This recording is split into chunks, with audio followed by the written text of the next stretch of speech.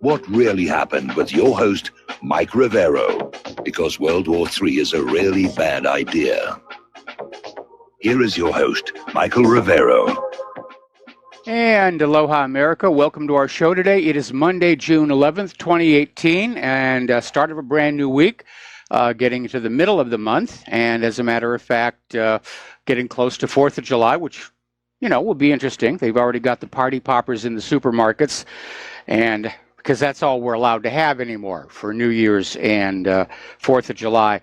And they dress them up to look like the fireworks we knew when we were a kid, but they're all just party poppers. You pull a little string, get a little confetti. That's all they trust us with anymore. Although I'm already starting to hear the illegals being played with, so it'll be a little bit raucous. And of course, with RIMPAC taking place in and around Pearl Harbor on July 4th, we can count on the Navy to give us an absolutely splendiferous firework display, and I'm looking forward to that. Claire doesn't like fireworks very much. I do. I really do. All right, so let's get on into it here. We got a lot to talk about today. The phone lines are open, 800-313-9443. Mike is in our control room, ready to answer the phone, put you on the air with your comments and questions. As you know, the world's eyes are on the Korean summit. Donald Trump and Kim Jong-un, and they're already gathered there, and the world's media is looking at it. Fox News literally has a countdown clock, like this is a space mission or something. It's T-minus 4 hours and 58 minutes until liftoff with Donald Trump and Kim Jong-un. And that may be contributing to an unrealistic expectation that this summit is just going to launch, go into orbit, re-enter, splash down, over and done with, mission will be a success. And I think that's unrealistic. I think both sides are going into this with some unrealistic expectations.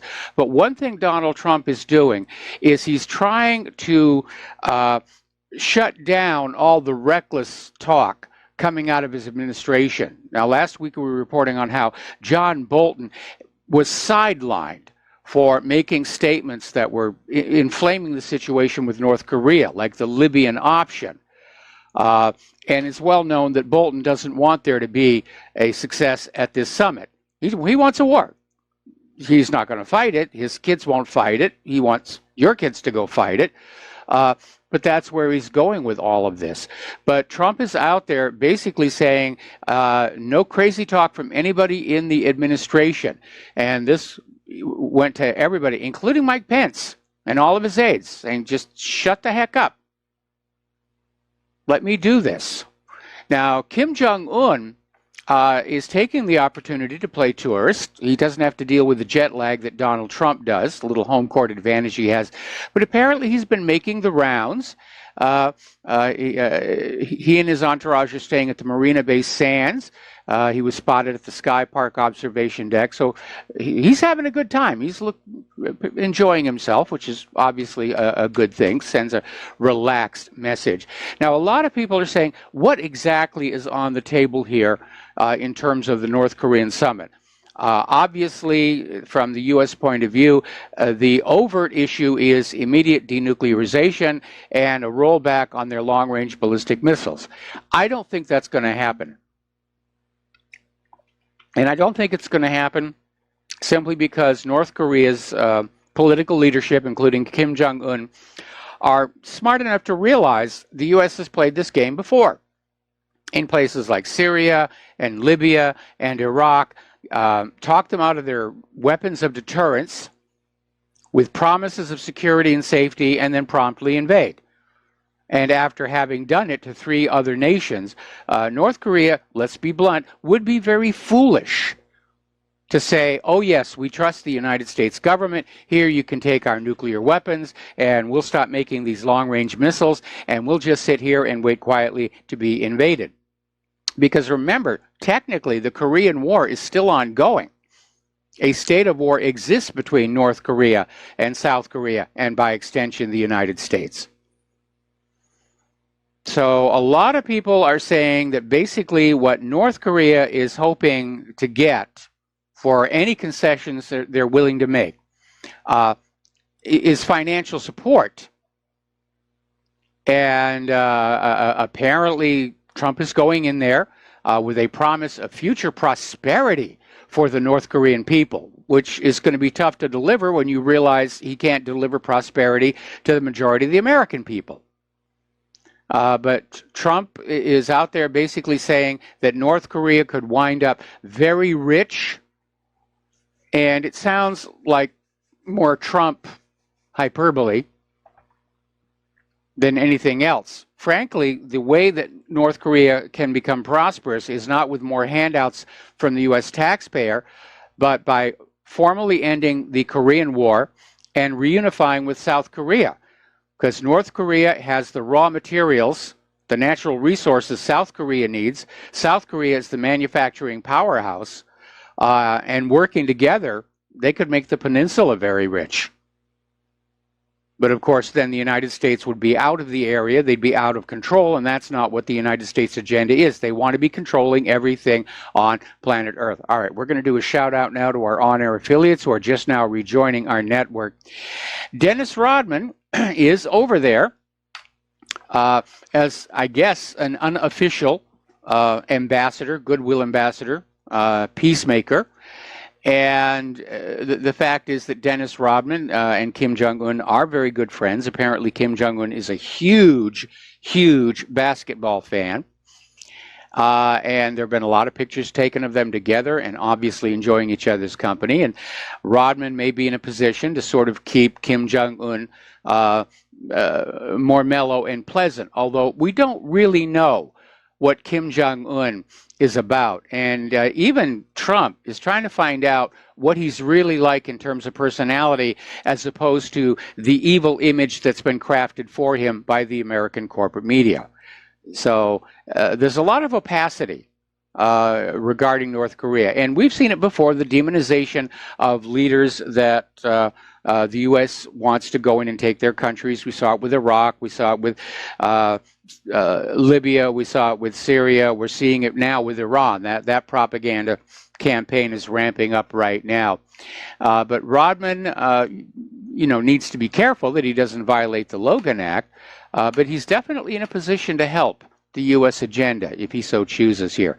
Meanwhile, back here at home, apparently Senator Lindsey Graham didn't get the memo from Trump about toning down the crazy talk, because he's out there again saying that if Kim Jong-un doesn't agree to complete and immediate denuclearization, then the U.S. should invade North Korea. Well, Lindsey, if you really feel that way, here's your rifle, here's your parachute, here's your day-glow orange jumpsuit left over from the CIA's torture centers. Watch your head climbing into that transport plane, and we're going to call Kim Jong-un and tell him you are on your way to whip his butt all by yourself. But the American people, after going on 18 years of war, we're really kind of sick of it, because it doesn't seem to matter how many wars the United States gets into, there's always another one on the horizon. And we're kind of a little fed up of living in a wartime economy, of seeing our nation just decaying before our eyes from neglect, because all of the money is going into the war machine. Now, apparently, once the summit is over, Donald Trump is going to, on his way home, stop and visit the military bases in Guam and also right here in Hawaii, which means the traffic is going to be gridlocked again, but we'll see. I mean, it's not going to be as bad as it was when Obama came out here to the islands. All right, we're going to take a phone call. Steve Elkins, aloha. Welcome to the show. What's on your mind? Hi there, Michael. Reading an article by a reporter by the name of Rogers talking about how much money, fortune can be made in North Korea, and which brought me back to something I think you spoke about before, and I've spoke about $4.5 trillion worth of lithium resources in North Korea. And yes. I can just imagine the article never mentioned that at all. It was a very poorly written article. It just said fortunes could be made, but that's what I'm thinking. And of course, it's always about the money. So just wanted to address that with you. I think this is what they're thinking. The United States thinking about getting their hands on this lithium, $4.5 trillion worth. Absolutely, absolutely. Lithium has become very important with the advent of the lithium battery. And don't forget, North Korea is also ideal for growing opium, and the CIA would like to gain control of that, because right now it represents competition for the CIA's opium coming out of Afghanistan. That's it, Michael. Have a great show. All right, thanks an awful lot. We're going to let you go. And let's see here. As long as Trump is out there in North Korea demanding denuclearization, I guess he feels like throwing his weight around, if you will. The U.S. is now calling on Japan to reduce their stockpiles of plutonium. And you need to understand, Japan does not have a nuclear weapons program, at least that we know of, but Japan relies very heavily on nuclear power, uranium fission reactors, such as, sadly, the ones that got destroyed at Fukushima. And after all these years of relying on nuclear power, they have built up a stockpile of plutonium, which is what comes on out of those reactors when you swap out the fuel rods. But Japan does not produce plutonium in terms of refining it down to anything that would be considered weapons grade. They're storing it. But Japan has about 47 tons of plutonium, enough to produce around 6,000 nuclear warheads. And foreign and domestic critics have pointed to these reserves as a ready source of bomb-making material should Japan choose to become a nuclear weapons state. So the U.S. is now saying Japan has to reduce their plutonium stockpile. Okay, what is Japan going to do with it? Where's it going to go? Are they supposed to ship it to the United States for safekeeping? It's always been a big problem with fission reactors. What do you do with the leftovers, which are highly toxic, flammable, and radioactive? So, and the timing of this is also a little awkward because Japan, of course, is involved in this summit between Trump and Kim Jong-un. And we don't need to be alienating somebody who's supposed to be on the U.S. side in these negotiations. Anyway, getting on down to the war zones, the United Nations has come on out and said that more than 920,000 people have been displaced inside Syria during the first 4 months of this year, the highest level in the 7-year conflict. And the UN is saying they're seeing a massive displacement, and this is coming from Panos Mountzis, the UN Regional Humanitarian Coordinator for Syria. So Syria is still dragging on. The U.S. has been in there trying to oust Assad for, 7 years now. And they're just thrashing around in all these quagmires. Same thing with Afghanistan. It's like those little roach motels. The U.S. checks in, but it can't check out. They're still dealing with issues in Iraq. They're really overly extended. Speaking of Afghanistan, there was an article came out of Global Research talking about why the United States persists in staying in Afghanistan, even though there is supposedly a U.S.-friendly puppet regime installed. And this article comes on out and says that the reality is that Afghanistan, like North Korea, has vast reserves of minerals and natural gas. And those are the prize. It's all about conquering other people's natural wealth and stealing it from them. Now remember, when the United States invaded Afghanistan 17 years ago, it's our longest running war outside the Korean War. The excuse given was it was retaliation for the attacks of 9/11. September 11, 2001. Oh, it's those gosh darn Afghanis. Except for one problem. There were no Afghan planes in the skies of New York on September 11, 2001. And none of the accused terrorists many of whom turned out to still be alive after 9/11, are Afghani. It was just an excuse. We're going to stage this horrific false flag terror event to launch a century of unending war. Who's first on the list? Well, let's go by alphabet. Afghanistan. We'll go with them first. We're going to take a phone call. Peter in Los Angeles. Aloha. Welcome to the show. What's on your mind? Hey, Mike. I was just calling. You're talking about the international situation, and I supported Trump. I know you supported Trump. I know largely for me it was just because he wasn't Hillary. Yeah. When I look at what's going on, it was hope. There was hope that he might be different. There wasn't a lot to go on, but it was. But I'm looking at what's going on, Mike, and I'm seeing France and Germany and Britain. We're talking about putting sanctions on them. Yes. We're talking about we've now alienated Canada.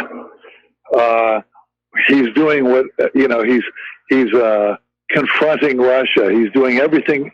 The only person he's doing everything they want is Israel. And the government we have is the one that the millionaires pay for. Yes. They're gonna, and Trump. One of my hopes was that he had enough money that he'd be impervious to that, but apparently not. Nope. And I think it's time that we absolutely.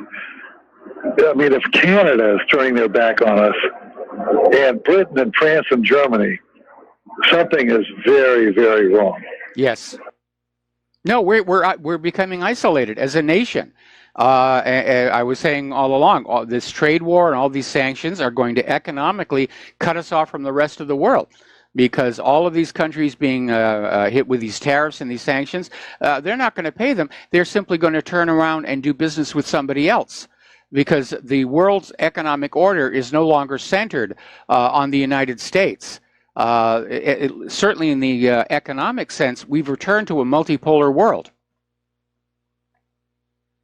And Mike, for geostrategically, we've led NATO by the nose into Israel's wars and needless confrontations in Syria and Libya and Afghanistan and Iraq, and so there's no compelling economic reasons to not be with us, and then there's compelling geostrategic reasons to not be with us as well.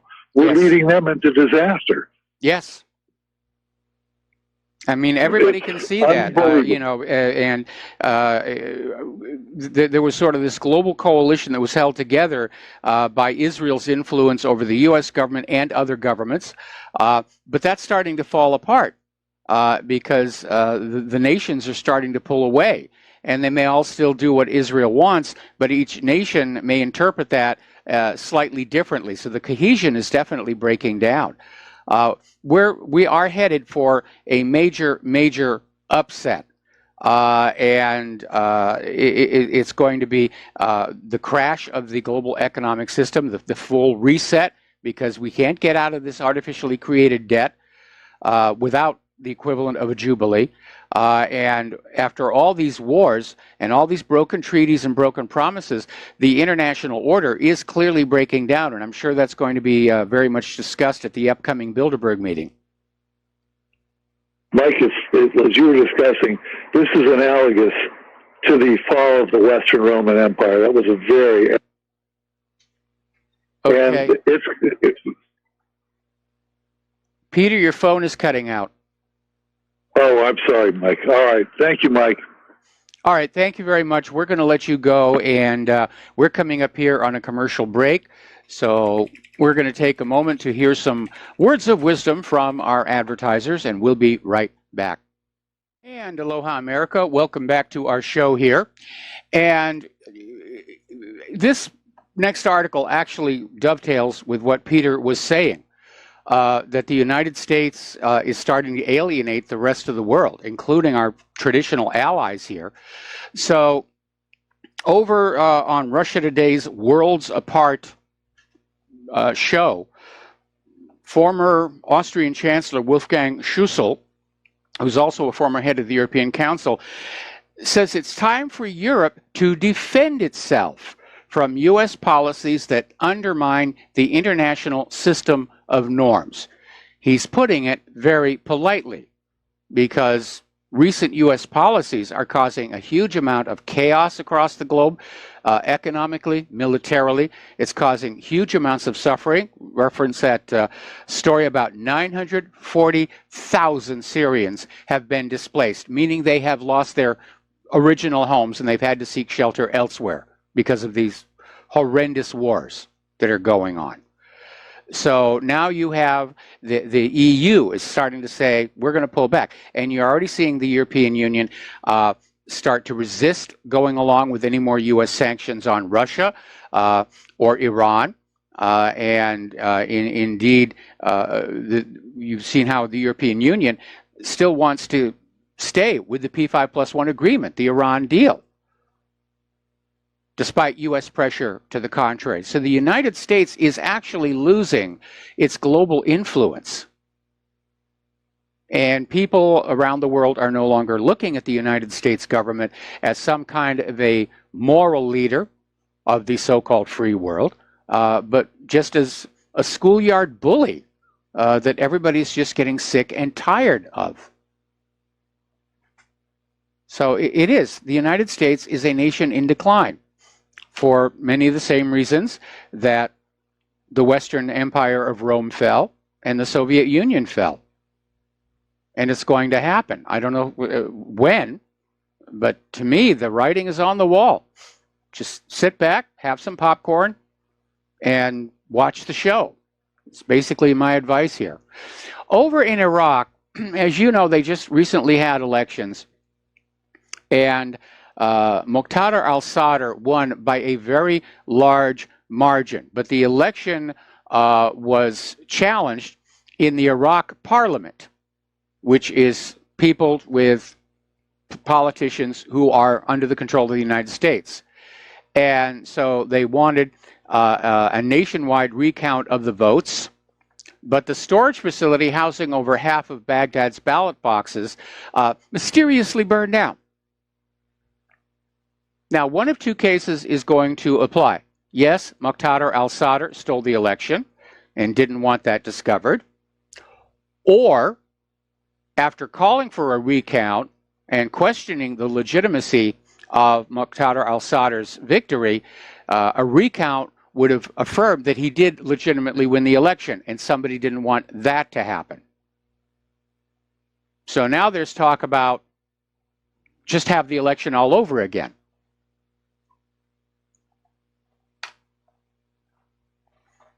Getting on down to Iran, they're saying that time is running out for Europe to preserve the P5+1 deal, or the P4+1 deal, the Iran nuclear deal. Iran's Parliament Speaker Ali Lajani says time is running out for the European countries who want to save the nuclear deal. And Tehran is not going to wait for Europe's promises, which as of now have no time frame. In other words, Iran is telling Europe it's time to put your money where your mouth is and actually do something to indicate your commitment to maintaining this deal, other than simply talking about it. As you know, we're heading into the World Cup, and Nike has withdrawn the Iran World Cup squad's supply of shoes due to the sanctions. Now, I'm sure somebody else will step on in and provide the needed footwear. But again, it is an illustration of how all this political wrangling is just distorting everyday life for so many people around the world. You know, when I was a kid, we lived our lives, we did what we did, and politics was something that happened more or less occasionally. Something we'd talk about maybe in front of the TV news. But it was sort of confined to the politicians, to Washington, D.C., to the state capital or the county seat. But today, it's like politics is twisting absolutely every aspect of our lives. And that is a sickness on society and civilization. Finally, Xi Jinping is out there saying that China is ready to advance bilateral relations with Iran, as well as to strengthen cooperation with Tehran within the framework of multilateral mechanisms. So China and Iran are now moving closer together, which means when the U.S. gins up an excuse to make war on Iran, they're not just going to be dealing with Russia supporting Iran, but China as well. And I think China may have done this exactly for this reason, to send that message. Because China and Russia are probably realizing that the U.S., left to itself, intends to eventually try and conquer the entire world, and they don't want to go with that. We're going to take another break for commercials, and we'll be right back. And aloha, America. Welcome back to the show. We're talking about the war situation around the world. We're talking about Iran. And it does need to be recalled that back on May 21st, in his first formal public address as U.S. Secretary of State, Mike Pompeo, speaking to the Heritage Foundation, basically implied that war in Iran is now U.S. policy. Now, of course, Pompeo has no constitutional authority to declare war on anyone, and I'm sure he knows that. But it included a not-so-veiled threat of a nuclear attack on Iran. Just go and nuke them if they won't do what we tell them to do, which seems to have become pretty much the entire U.S. foreign policy. Just like the mafia, you know, got a nice country here. It'd be a shame if something bad happened to it. So you do what we tell you to do, nothing bad going to happen. Now, if Pompeo was doing that at the behest of Trump, that's one thing. But it may be that Mike Pompeo, like John Bolton, is trying to basically put ideas out there with the imprimatur of being part of the administration that is not what Donald Trump wants to do. And I'm sure that Donald Trump is being urged by Netanyahu and these various billionaires who have financed him, like Sheldon Adelson, to make war on Iran. But at some point, as I was saying before the commercial break here, the rest of the world is going to realize that the U.S. government / Israel has become a rogue empire, and they're going to have to be stopped somehow. And I think that's why Russia and China have moved very closely together. I think that's why Russia and China are striking alliances all over, including Iran. Because the rest of the world is realizing, just as they had to learn this lesson the hard way in World War II, appeasement does not work. Now, Israel has claimed to have flown one of their F-35 stealth fighters over Iran undetected. And there was also a report that the Air Force commander, Brigadier General Farzad Ismaili, was fired for failing to detect this aircraft. But there are reasons to think this may be just more Israeli propaganda. Nobody can find any indications that this really did happen. And you need to understand something about stealth. Okay? It's not an invisibility cloak like you would find in the Harry Potter movies. Stealth means less of a radar return, but there's still a radar return. And radars are being made much more powerful to overcome stealth. Plus, these aircraft do make noise. And people will hear it. But nobody can actually back up this claim that Israel actually did this. If they did, it's a provocation. It's a provocation. When you fly a warplane into somebody else's country without permission, that's an act of war.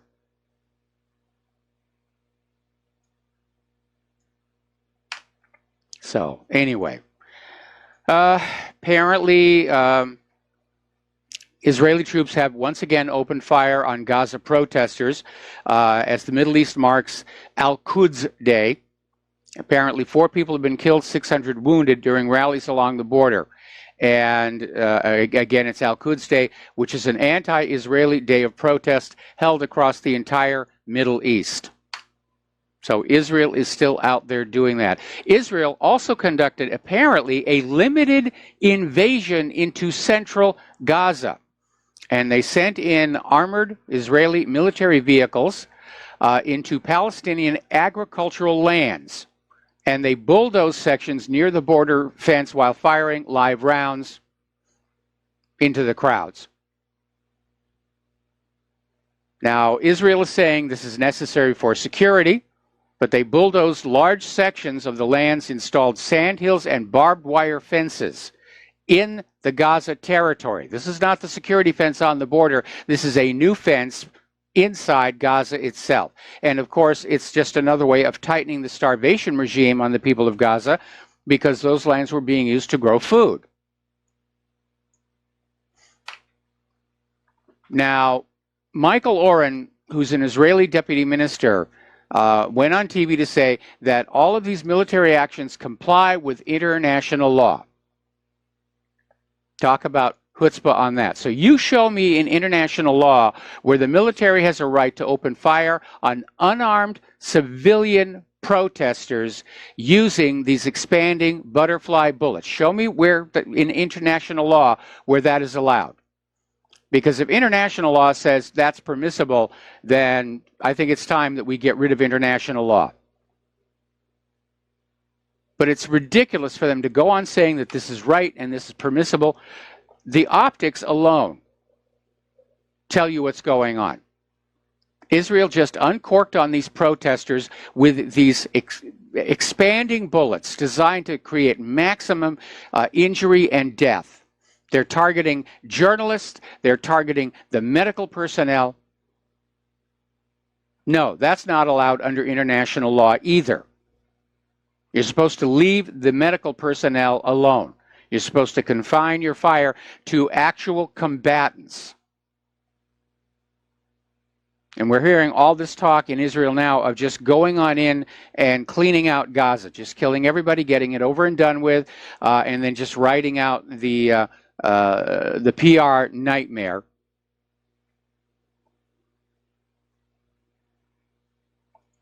I remember all those years ago under Netanyahu's predecessor, when they made a big deal of giving Gaza back to the Gazan people. And it was in exchange for the international community not objecting to the increasing illegal settlements in the West Bank area. And I remember when that happened. And I said, once those settlements are facts on the ground, and the West Bank is carved up so it can never be a Palestinian state, Israel will just go back in and take Gaza back on over. And by the way, when Israel turned Gaza over to the Palestinians, they demolished, hundreds of public buildings and civic infrastructure. They trashed the place before they left here. All right, let's take a phone call here. Jim in Chicago, aloha. Welcome to the show. What's on your mind? Hello, Michael. Now that the G7 meeting is over, can you tell everyone what's going to start happening on July 1st, since Canada and the Europeans are very, very pissed off with Trump? Well, we're not really sure. I mean, Trump basically refused to sign the joint G7 statement, which means it may soon be the G6. And but again, I think the result of the tariffs are going to be that countries are just going to want to stop doing business with the United States, and they're going to start finding other customers for their product. Right. Now that you mention that, I was reading an article over the weekend where there's an increase of American farmers killing themselves due to the poor weather and also due to the fact that people are not buying their products.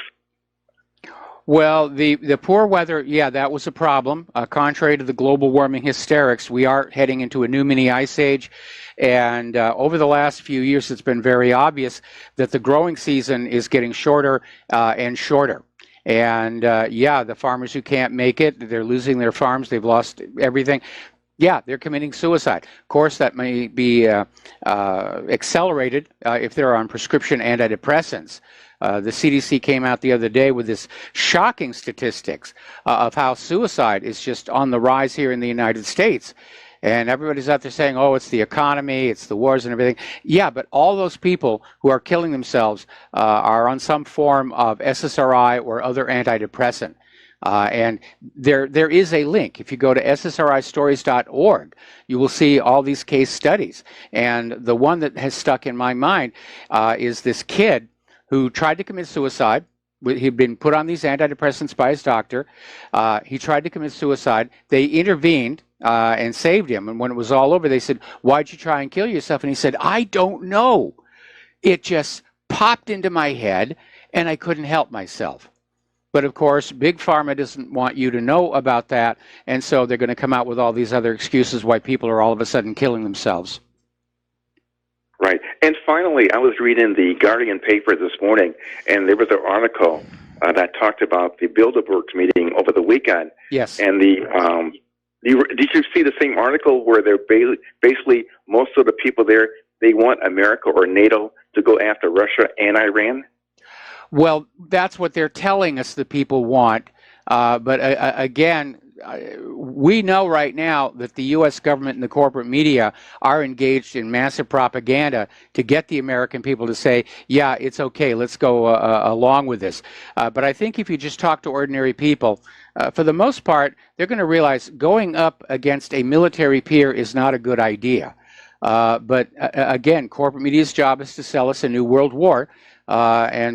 Again, I'm not really trusting of these reports that claim everybody wants this to happen. They're relying on the herd instinct, that if we're told that 90% of our fellow Americans want to go on over and blow up Russia, that we'll just say, well, I guess I'll go along with that, and yes, let's go blow up Russia. But we've got to stop being sheep, because if you keep following the flock, sooner or later you're going to step in poo. Well, that's very true. Well, Michael, that's it. You take care. All right, thanks an awful lot. We're going to switch over to Joe in Tennessee. Aloha, Joe. Welcome to the show. What's on your mind? Okay, we just lost Joe. All right, now, getting on back to Israel. As you know, a lot of people, including your humble host here, have really voiced our outrage over what Israel has done to the Gazans, is doing to the Gazans, especially that Bloody Monday massacre of simply setting up fortified positions and opening fire on unarmed protesters with these expanding bullets. Apparently, over in this private school, Riverdale Country School, there was this teacher, history teacher, Sean Redden, and he basically commented in his history class about what's been going on with Israel and Palestine, and that prompted an outcry by the Jewish community.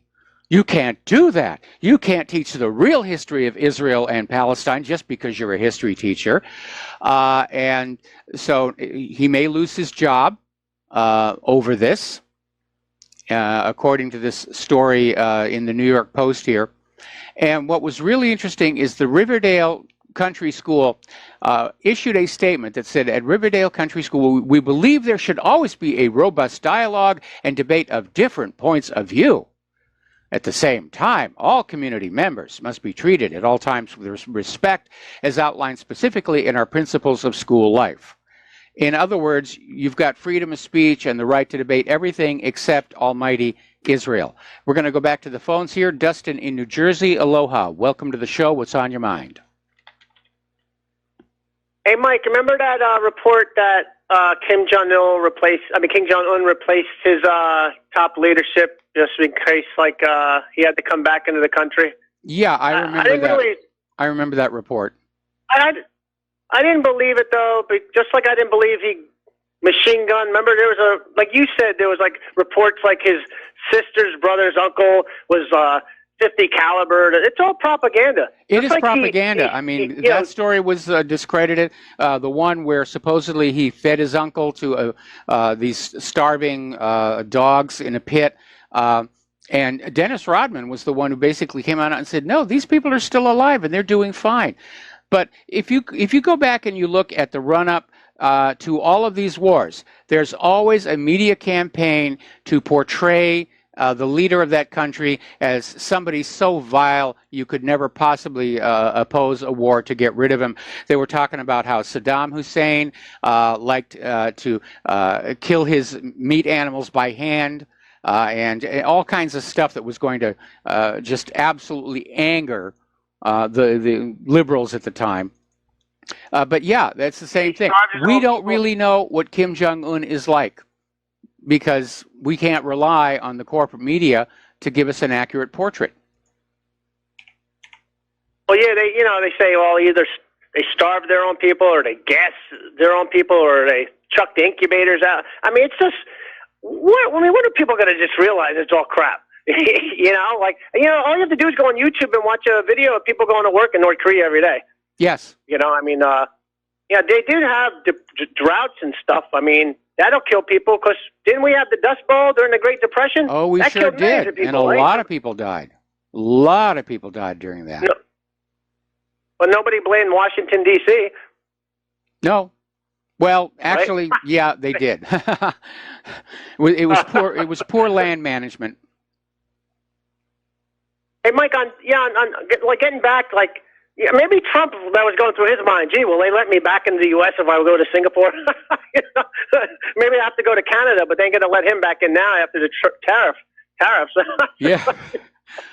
Yeah, Trump just seems to be annoying everybody around the globe here, but, I don't know what's going to happen when he comes here to Hawaii, if anybody's planning any protests or anything. I mean, I'm not going to bother showing up myself, but...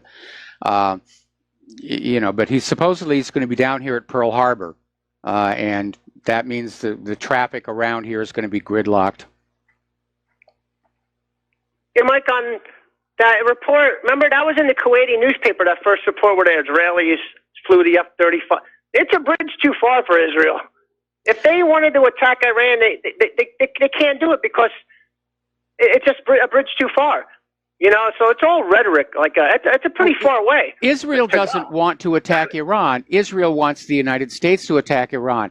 And again, if you look at the operational range of an F-35, there's no way that it could get from Israel to Iran and back without a midair refueling.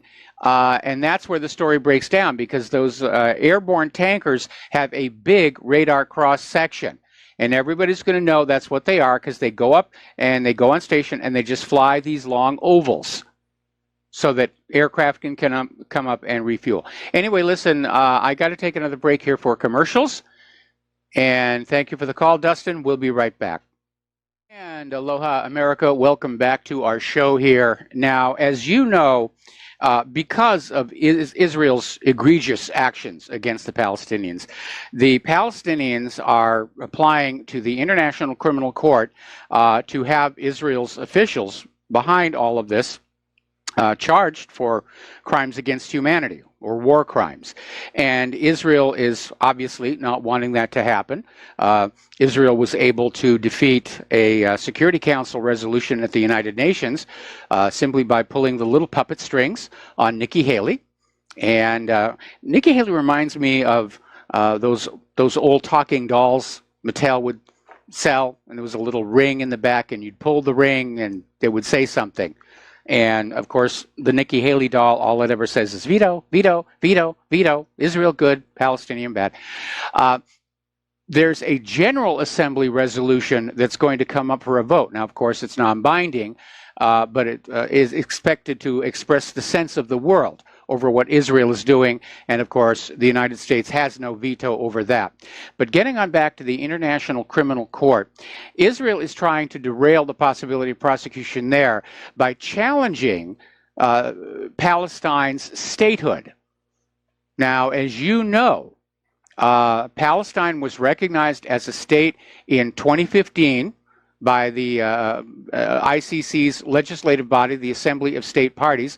It's also been recognized as a state by the General Assembly of the United Nations.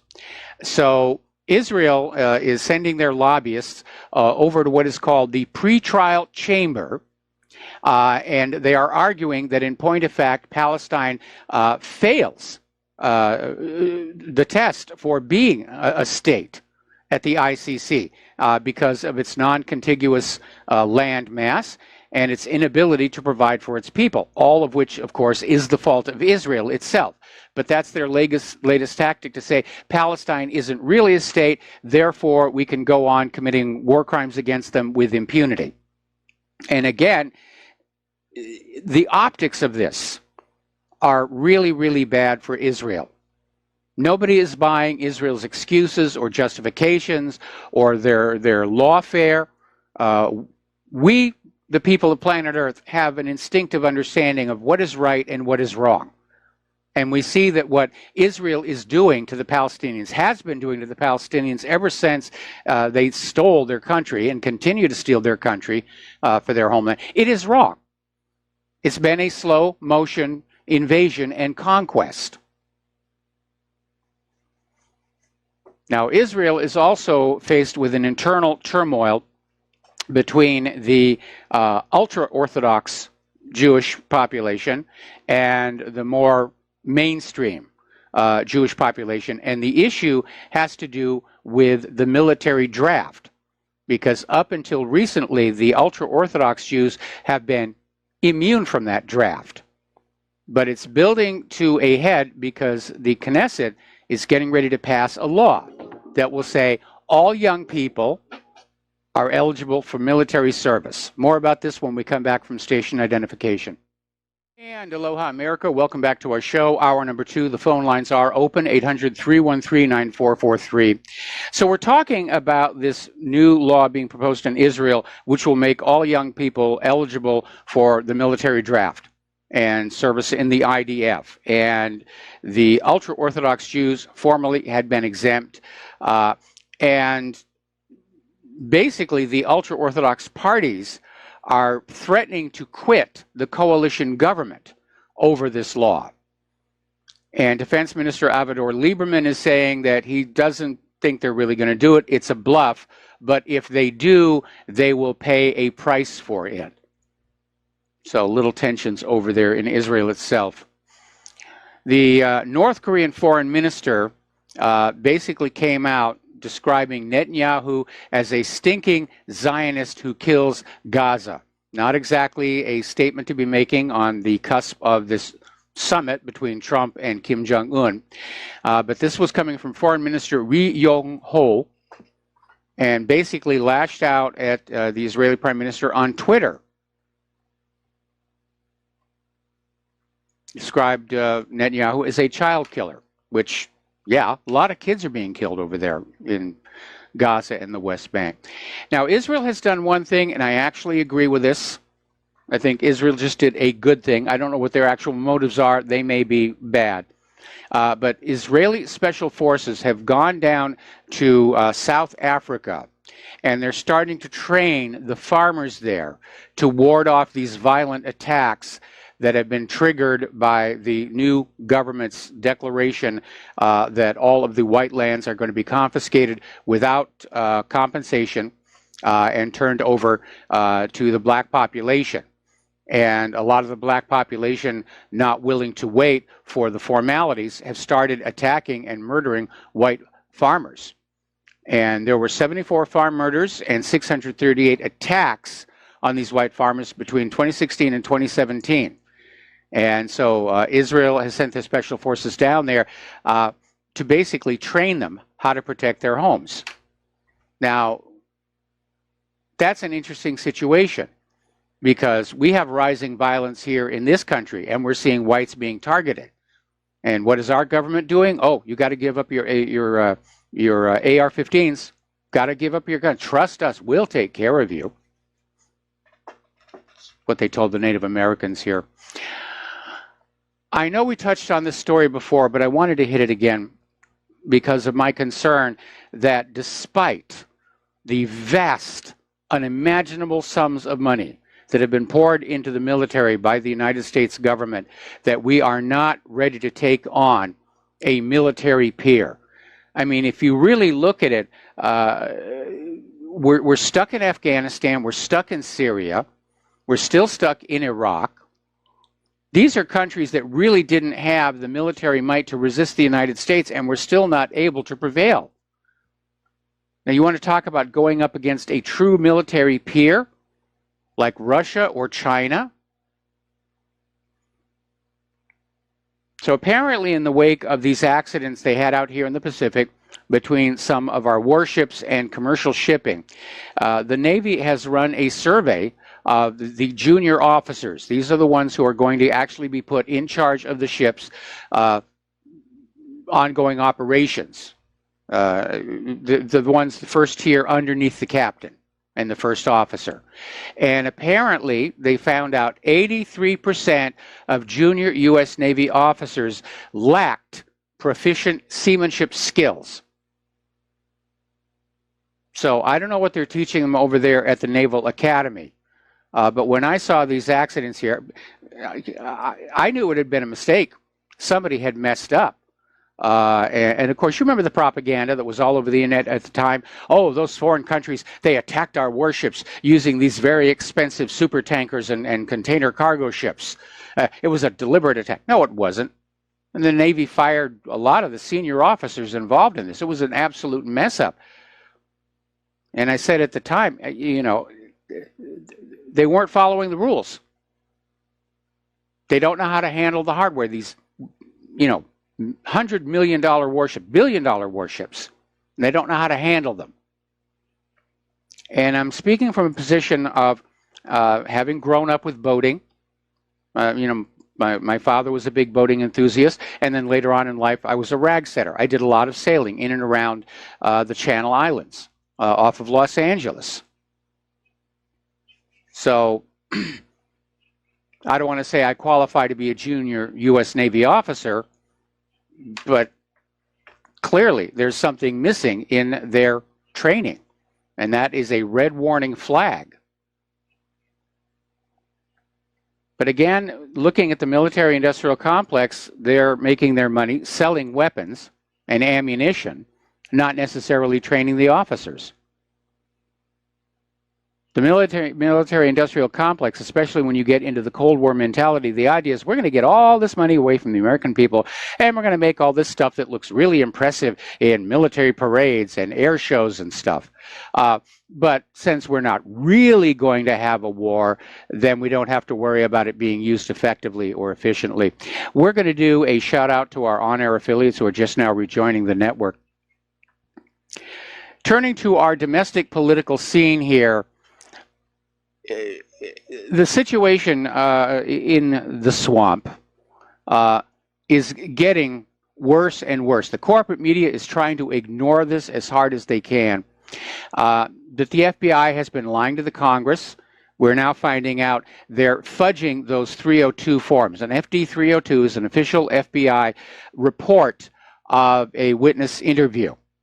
And why they don't just record the interview and keep that is a mystery to me. But we know those FD 302s are very easy to rewrite, fake, rig. We saw that in the FD 302 from Lisa Foster's interview with the FBI following the murder of her husband, where they were trying to set up this idea that dark-blued revolver that was found with the body was Vince Foster's nickel-plated revolver he inherited from his father. So they do that kind of thing. So they're fudging the FD 302s. They're planting agents inside the Trump campaign who were trying to entrap Trump staffers into compromising situations with Russians. And this article that came on out from chaletbooks.com is saying the problem is it's starting to look like this is just business as usual. And I'm starting to agree that this is what the FBI has always been about, going all the way back to COINTELPRO. The agency has gone rogue. The CIA's gone rogue. The NSA's gone rogue. There are all these agencies with vast sums of money and absolutely no moral character that are just out there fighting turf wars with each other, and to heck with what's right, wrong, legal, or best for the American population. Devin Nunes is out there slamming the Department of Justice for obstruction on the FBI spy documents related to Stephen Halper. Now, Halper is a 73-year-old Cambridge professor. He's got deep ongoing connections with the FBI and CIA. He's a former U.S. government official. And his former father-in-law was Ray Klein, former deputy director of the CIA. Now, Halper was outed as the FBI informant who infiltrated the Trump campaign to conduct espionage after the Washington Post and the New York Times ran reports that corroborated a March report by the Daily Caller.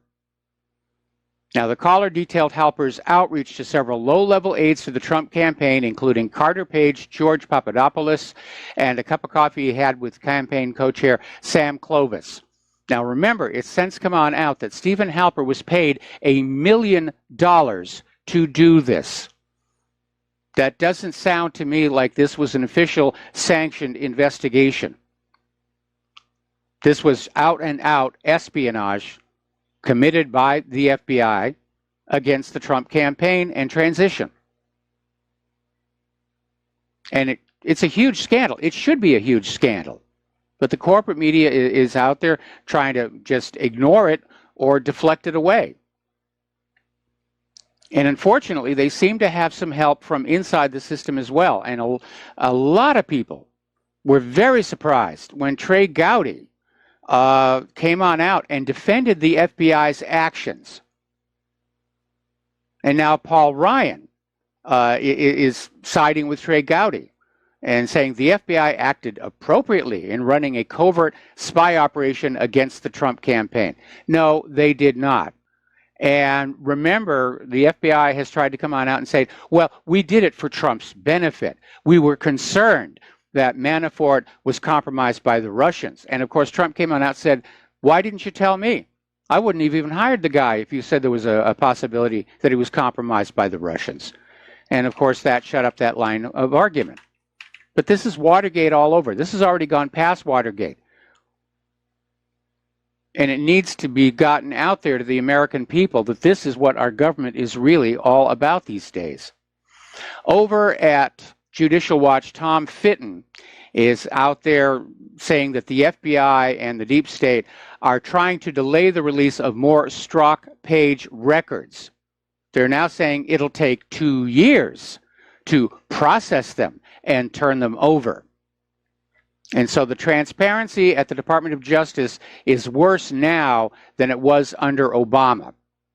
Now, that's not to say that this is coming down from Trump. In fact, quite the contrary, I would expect that Donald Trump wants all of this stuff to come on out as well. But apparently he's just running up against bureaucratic resistance. The swamp protects its own. And it does seem like it's business as usual. And that is a real crime because that's not the way this country is supposed to work. Okay. Now, over at the Supreme Court, they have upheld Ohio's policy of cleaning its voter rolls with a use it or lose it system, which if I recall, way back when I first became old enough to vote, they had the same thing going in California, which was simply that if you missed a major election, you were scrubbed from the voter rolls. And that's actually a good idea because if you're on the voter rolls and you're not using, if you're not voting, somebody else can use that name on the roll for nefarious purposes. And so apparently somebody who wanted to have all those surplus names on the voter rolls in Ohio sued the state. And it went all the way to the Supreme Court. And the Supreme Court said, yeah, it's perfectly reasonable. If somebody isn't voting, they shouldn't be on the voter rolls. And I absolutely agree with that. And that's a necessary first step. We've got to get it going in all 50 states. If you miss an election, you have to re-register to vote. It's not that hard to register to vote. You can do it online, in fact, these days, I think. But that was a good idea. But if Trump really wants to hang on to Congress this November, and if he even dreams of having a shot at a second term in 2020, we need a nationwide mandatory voter ID law. And the liberals are going to scream, it's racist, and no, it's not racist, because illegal isn't a race. Now, Robert De Niro has made a name for himself, not for his acting skills, but being one of the most vocal anti-Trumpers out there. And during the Tony Awards, he yelled blank Trump twice. Okay? Rhymes with duck. And he yelled it twice, and he got a standing ovation. Now, the Tony Awards were televised, and Robert De Niro was bleeped, so the home audience didn't hear it. But the idea that he got a standing ovation from all these liberals there, then he went on, apparently, Robert De Niro was the guest at an awards ceremony for high school students and launched on this profane-laced rant about Trump, even comparing Trump to Adolf Hitler. And again, you ought to think about the optics. I mean, for me, I used to have a lot of respect for Robert De Niro. That's gone. That's absolutely gone here. And Laura Ingraham came on out in response to the Tony Awards outburst, saying it's another celebutainment gift to the GOP and Trump. And Laura is absolutely right, because we look at this stuff and we're appalled at the childish behavior. Now, again, I am very disappointed in Donald Trump. I worked very hard to get him into that White House, mostly because I didn't want Hillary to get in there. But I did work very hard. And all of you loyal readers and listeners, you worked with us. We all pulled together to overcome the massive election fraud that was being mounted by the Democrats and overcome the opposition in the GOP, which didn't want Trump at all. And we got him all in there. But I am very disappointed in him. And I do not agree with a lot of what he's doing. But I wouldn't get up on a stage at an award show and scream profanities at him. That's not civilized behavior. And we do need to remember that Robert De Niro is an entertainer. He's an actor. That's what he does. That's what he's always done. Now, I used to work in the entertainment industry, but I have been a serious student of U.S. politics, political realities, going all the way back to when I got blacklisted out of Hollywood over the Vincent Foster murder. So I'm coming from a position of knowledge and awareness that I think is far superior to that of Robert De Niro. He is just an entertainer. And I mean, for him to say that was appalling. For the entire audience to give him a standing ovation for that. Well, that tells us that there is a big problem with our entertainment establishment in that it is very liberal, very left biased.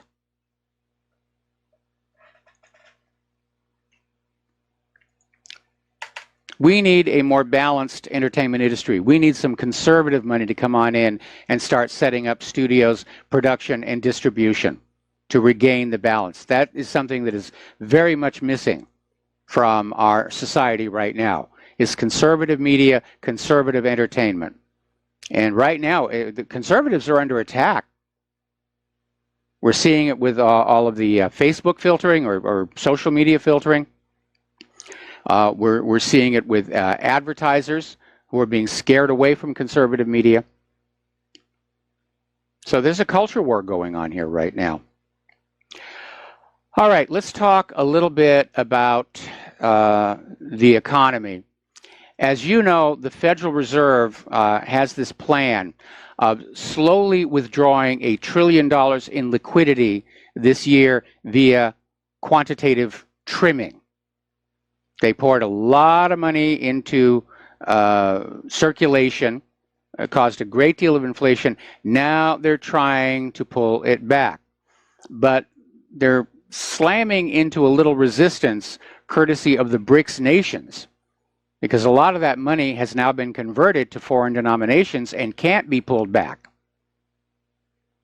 So year to date, the Federal Reserve has shrunken its balance sheet by $116 billion, which sounds like a lot of money until you put it in perspective. It's not that much compared to the trillions that were simply poured on in following the 2008 meltdown of the mortgage-backed security fraud. And it's all funny money. It's all funny money. So another article coming on out here from Zero Hedge. The clock is ticking. Modern slaves are not in chains, they're in debt. And yes, that's the reason we have a debt-based economic system, to enslave you, to enslave everybody, to transfer the real wealth of the nation into the pockets of the bankers. But the downfall of it is the debt can never be paid off, and it keeps growing until finally there has to be a reset. And it looks like we're coming up on it. We're going to take a break for commercials, and we will be right back. And aloha, America. Welcome back to the show. And apparently there was an active shooter situation over at the Department of Justice in Washington, D.C. The police have already issued an all-clear signal, and apparently there was no shooter. Somebody phoned in the report. They're calling it a stunt. I'm wondering if it was a distraction, and has anything gone missing from the Department of Justice? Oh, gee, we were going to turn these documents over to the House Intelligence Committee, but they just vanished. They disappeared right from the middle of the Department of Justice while we were all hiding underneath our tables and desks. No matter how cynical I get, I just can't keep up. Okay, getting on back to the economic news. As you know, Donald Trump sort of messed up that G7. He's refusing to sign the joint statement, and he came in with some really kind of out-of-the-box ideas, like ending all tariffs and import duties worldwide, or at least among the G7. And it was rather tempestuous, and again, alienating some of our traditional allies. But Trump came out with a statement that Russia ought to be allowed back into the G8. And everybody's saying, what's going on with that? But Sergei Lavrov has come on out in response to that saying, we're not asking to be allowed back in the G8. We're doing quite well on our own, thank you very much. So the G7, possibly soon to be the G6, is also an institution in decline. Over in Italy, along with the tempestuous results of their recent election, their economy is still in trouble, their banks are in trouble, their bond yields have plunged the most in 6 years. And Italy's new finance minister, Tria, is out there endorsing staying with the euro, even though the Italian people are saying they want to go back to their own currency. So that fight is still ongoing. Bitcoin is in trouble again. Apparently a Korean exchange suffered a hack attack, and the hackers stole $40 million worth of Bitcoins and altcoins over this last weekend. And the reality is Bitcoin has lost more than half of its value since last year's all-time high. So, anyway. People are starting to talk about what's called the gig economy. And it refers to the changing face of employment here in the United States of America, where the idea of a 9-to-5, 40-hour-a-week job is starting to fade away. And companies are hiring more and more temp workers, freelancers, contract workers, who will come in, do the job, and then they're let go. And this lowers their employment costs, obviously. It allows them to evade the Obamacare requirements. It allows them to have absolutely no benefits for these employees. And it's just another way that ordinary working people are being squeezed and basically crushed. Now that raises a question. How do all these corporations expect to stay in business if there are no customers out here with the money to buy their products? They got to be living in a dream world. You know, Claire was showing me this story the other day where the average monthly payment on a new car purchase is now almost $600. And she was saying how glad she was that we had just paid cash for the car we got to replace the stolen Honda. So it seems like the people to actually participate in the consumer economy, it's a shrinking population. And we see that with the retail apocalypse. And the retail apocalypse, you know, they're trying to blame, oh, it's online sales and so forth. And online sales are only a tiny part of it. Most people still like that retail experience, going into a shop, actually looking at the product and checking it out before they buy it, and buying it right then and there, not have to wait 2 to 3 weeks to have it delivered. But you can't have a functioning, robust economy if you're not paying the workers enough to participate in that economy. And there's a story that kind of underscores that as well. Apparently, Amazon is under fire again for using Chinese sweatshop labor to make the Echo speaker. And apparently, this factory where these are made, their employees work more than 100 hours a week for as little as $1.50 per hour.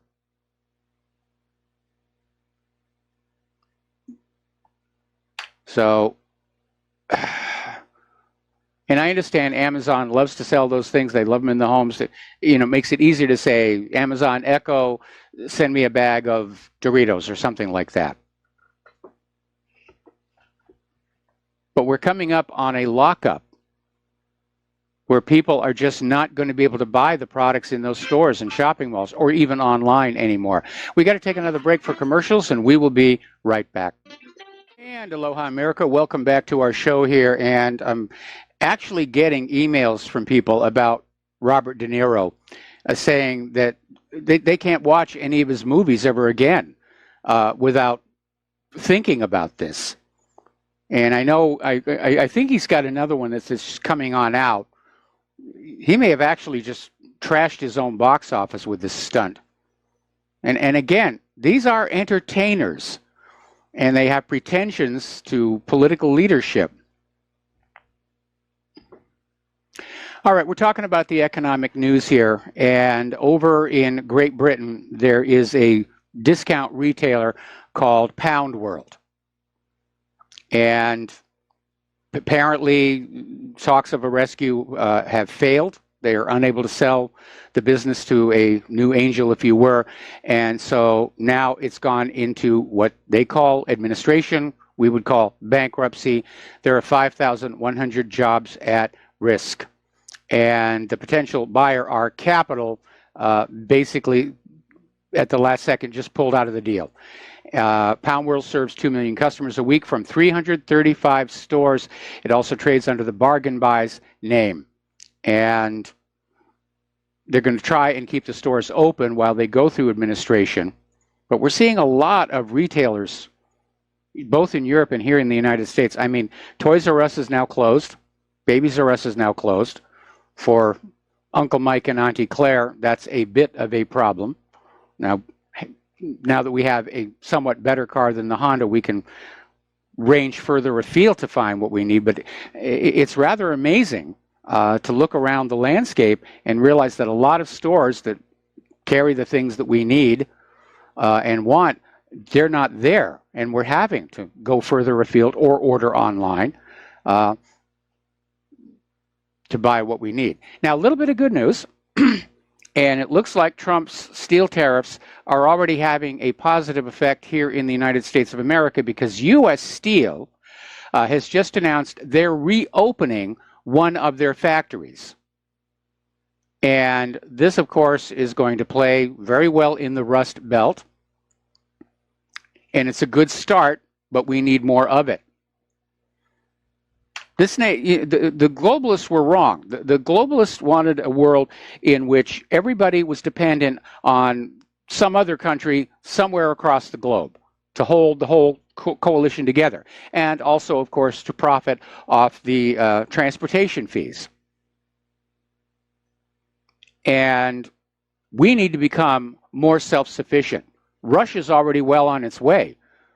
When they had that ill-considered oil price war against Russia, Russia started turning inward and saying, we're going to start building up our self-sufficiency.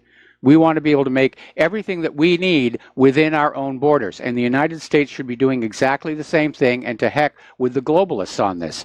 Even the Pentagon is saying, because so much of our military material is sourced from other countries, that could be a problem if there is a major global war and those countries we're dependent on for bullets and bombs and bits and pieces that go into our weapons all of a sudden stop trading with us.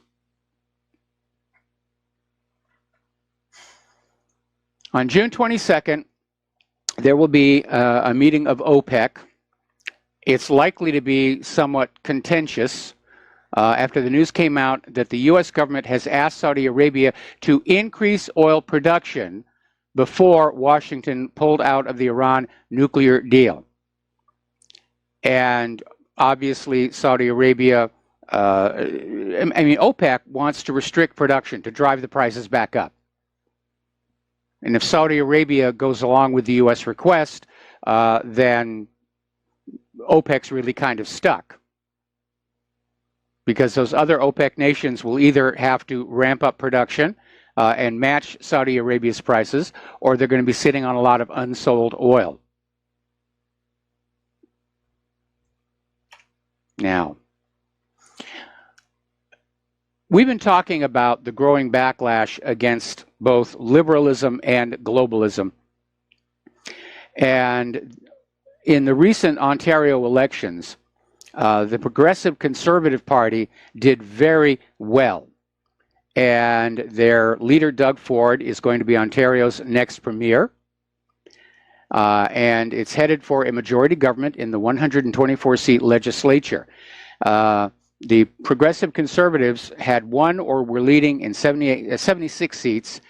And again, the Liberals just did horrible. Voter turnout was more than 57%, higher than the other recent elections in the province. Now, that's always a dead giveaway, because people are more likely to get out and vote against the incumbents when they're unhappy. If they're happy with the government, they tend to stay home and just say, let it ride. So somebody sent me a joke. What does the Liberal Party of Ontario and a minivan have in common? They both have 7 seats. Over at the European Union, their president, Donald Tusk, is worrying about the New World Order being dismantled. And yeah, they have hit some major problems. It's self-destructing because of that open border refugee crisis, the economic predations, the misbehavior of Brussels, reminding us all that when you centralize government, the more centralized it becomes, the more corrupt it becomes, the more controlling it becomes. People don't want that. All right, we're going to take a couple of phone calls here. Rick in Arizona, aloha. Welcome to the show. What's on your mind? Yeah, Trump's kind of on my mind. You know, if it wasn't for all the talk show hosts selling how great Trump is, he's not that popular. I mean, the Philadelphia Eagles didn't even go to visit the White House. Yep. And, you know, if you could name me one campaign promise that he's held that wasn't to Israel, you know. So that's all I got to say about that. Now, Bourdain, the media trying to sell off Bourdain is killing himself when he's got a beautiful wife and a daughter, and everybody's making him food all over the world. This struck me as a mob hit. You know, let me tell you something.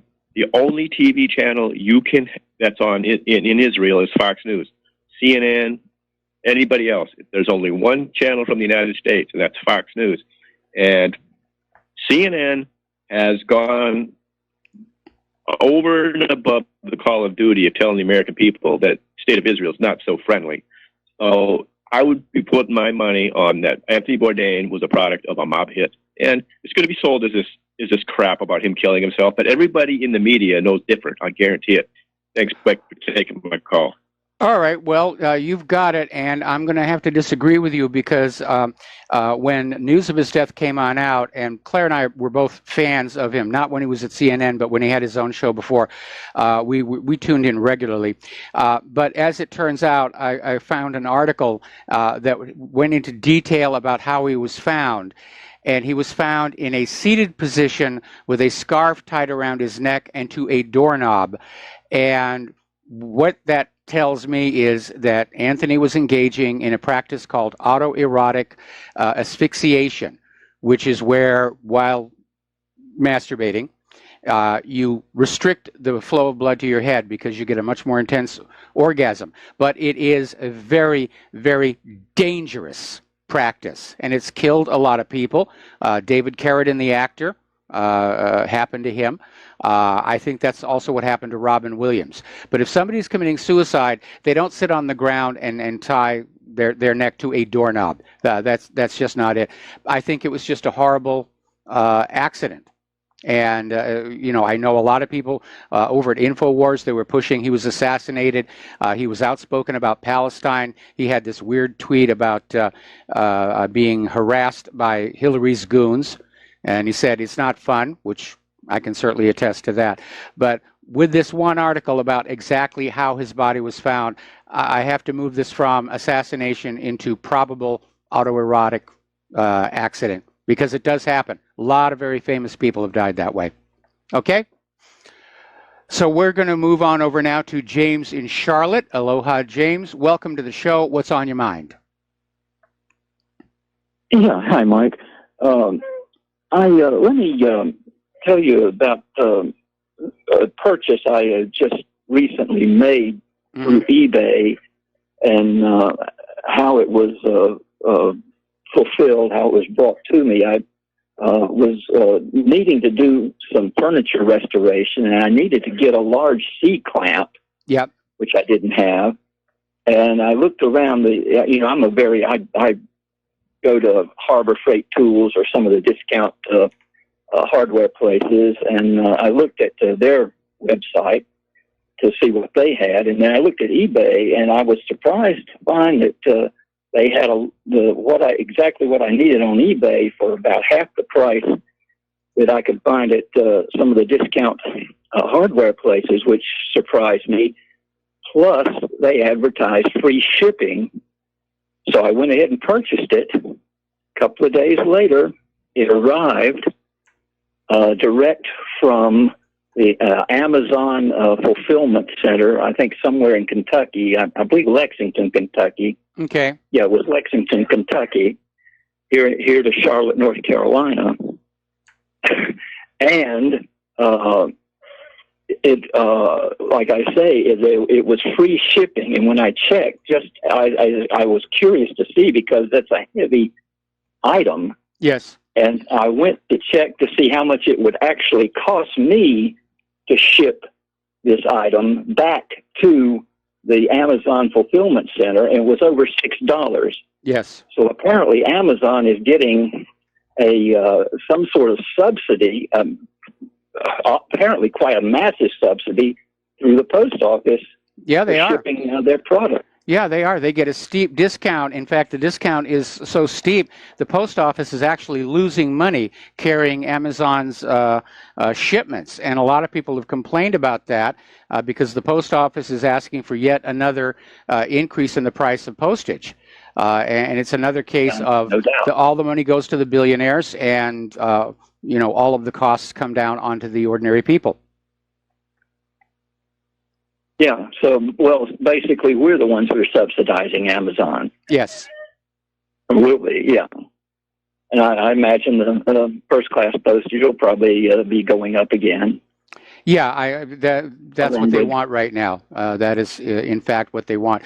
But yeah, Amazon's got this sweet deal with the U.S. Postal Service, and a lot of people have pointed to it and said, this is not right. This is absolutely not right. Well, I don't know. Well, I don't know what we're going to do. I mean, everybody I know buys stuff through Amazon. I try and limit it. I just I think this is really about the first thing that I've actually purchased. It came through Amazon. What was really interesting, though, is apparently Amazon is, placing items for sale with eBay now. Yeah, it didn't mention Amazon on the eBay listing at all. Yep. Well, who knows what's going on? But I wish you luck with the C-clamp. My rule for tools is you need to buy quality because there are a lot of tools out there that look really good and they are good price, and you go to use them and you find out the metal is substandard, things will break, drill bits will become very dull very quickly. And so I've sort of outgrown my home tinkering stage. But back when I did a lot of that kind of work, I'd always say, I want the best tool to do the best job. And, I think that's a healthy attitude for anybody who really relies on their tools. If you're just buying them to display them on the garage wall, then go with the lowest price. James, thanks an awful lot here. We're going to switch to Joe in Tennessee. Aloha, Joe. Welcome to the show. What's on your mind? Hi, Michael. Aloha to you, too. Well, I wanted to talk a little bit about the whole G7 thing, and once again, Trump is exceeding my expectations. And first thing he did that I loved was he was asking, why isn't Putin here? How can you have a G8? We should have a G8. How do you have a G7 without the Russians? And that took a lot of guts for Trump to do with all these attacks on him for 2 years. It's a shame that they were attacking our relationship with Russia for this long, or we'd probably have a lot more solutions to some of these world problems. But I really don't think I don't hear too many people giving Trump credit for that. But I was, it was wonderful to hear him say that, and I really appreciate the guts that it takes for him to say that, knowing how he's going to be attacked for saying that. The other thing is having all these globalists at the G7 really disliking him, like Trudeau and Merkel and Macron. That's what I elected him for. I'm ecstatic. I see these people. The fact is, the war is globalism versus nationalism. As a working man, a union member, I was appalled by NAFTA. I was appalled by the way the Democrats sold the working labor part of the party out to the crazy wing of the progressives and the left. And I had a friend who was a union official, and he used to say, well, we're a pro-abortion union. And I'm like, well, what does working on a ship have to do with abortion? And that, yeah. And then that's why the unions lost, we've lost our power, because they got political. I mean, I had another friend training for unions with the AFL-CIO, and they were telling him all about gay this and gay that. And he said, I didn't come here to learn about that. I'm trying to learn how to get a better contract for my guys. So, I see, as a populist, as a labor guy, I'm against, I think Trump is doing a wonderful job. He's doing what he said he would do. He got rid of TPP. NAFTA's probably in the trash can now, with Trudeau being, having a spat with him. And I'm ecstatic by it. I hear a lot of callers, running them down. And I'm thinking, this is exactly what he was elected to do. And he's the first guy since Reagan that really did what he said he was going to do. I mean, well, let me back up here. Let me back up here a little bit here, and you do raise a valid point about Trump versus the globalists, and that is definitely something that he did run on. But TPP may actually be on the way back. But I think the reason people were kind of thrown by Trump's statement about Putin being there at the G7, G8, is it came hard on the heels of the U.S. Throwing more sanctions onto Russia. And it seemed like there was this open display of economic hostility, then followed by Trump's comment basically saying that Russia needed to be there. And I don't think, had Russia been there, it would have worked out very well for the U.S. because of the aforesaid sanctions. Anyway, we got to take a commercial break. Joe, thank you for the phone call. We'll be back with another phone call after these few words. And aloha, America. Welcome back to our show. We're going to go back to the telephones here. Francis in Montreal, aloha. Welcome to the show. What's on your mind? Hi, Mike. I'd like to talk about NXVIM, if I might. Yeah. I don't know if you know about it. Well, I've heard about it. You know, there was that actress who apparently is up on charges for procuring women for this cult. That's right, Allison Mack. Yes. And she was arraigned in court in the orange jumpsuit and everything. And it's being sold to the media insofar that it's being reported at all as just a sex cult with a kind of a bizarre guy who's got long hair and glasses, and he's just getting these women recruited to him for his own sexual appetites. But there's more to it. Okay. And one of the poorly reported aspects of it, you go to Frank Report and other reports, the Bronfman sisters are involved. And your audience may not know of the Bronfmans. They were so wealthy, they were such wealthy bootleggers during the Prohibition that Al Capone was subservient to them. Okay. And when the RCMP and the U.S. State Police in Saskatchewan, at the Saskatchewan border, tried to stop their booze running, yep. they mustered 127 gunmen, and they had to retreat before the power of the Bronfman's family. That's how powerful they're. They're so wealthy, they became respectable. In fact, one of these grandson, I believe, was head of World Jewish Congress. So one of these two sisters was involved. They used the money, and they have substantial money, enough to buy an $11 million private jet that can fly 4,000 miles. She fled the country. I think she went to a South Sea island. I think it was Fiji, with a large sum of cash. Okay. This is not about a sex cult. This is human trafficking. Well, that has been reported. That has been reported that that's what was going on. And by the way, I think it's pronounced Nixium, despite the way it's spelled. But yeah, the allegations of massive human trafficking behind the cult has actually been reported. That's right. And from what I'm reading is that there's all these Instagram whores, young girls that are being recruited for this off of Instagram, and they can make $50,000 in a weekend. Some of them are bragging about that. And they're usually being shipped out to Saudi Arabia. And if you go to Crazy Days and Nights, the entertainment lawyer, the guy who runs that site, is saying that a lot of these girls, especially the really young ones that are being attracted by glamorous stars like Allison Mack, are being sold off into Saudi Arabia, and they're even being used to pay like Chechen ISIS fighters for their mercenary work. Yep. And after a couple of years of harsh use, they just toss them in the foundation of a high-rise they're building and just cover them with concrete.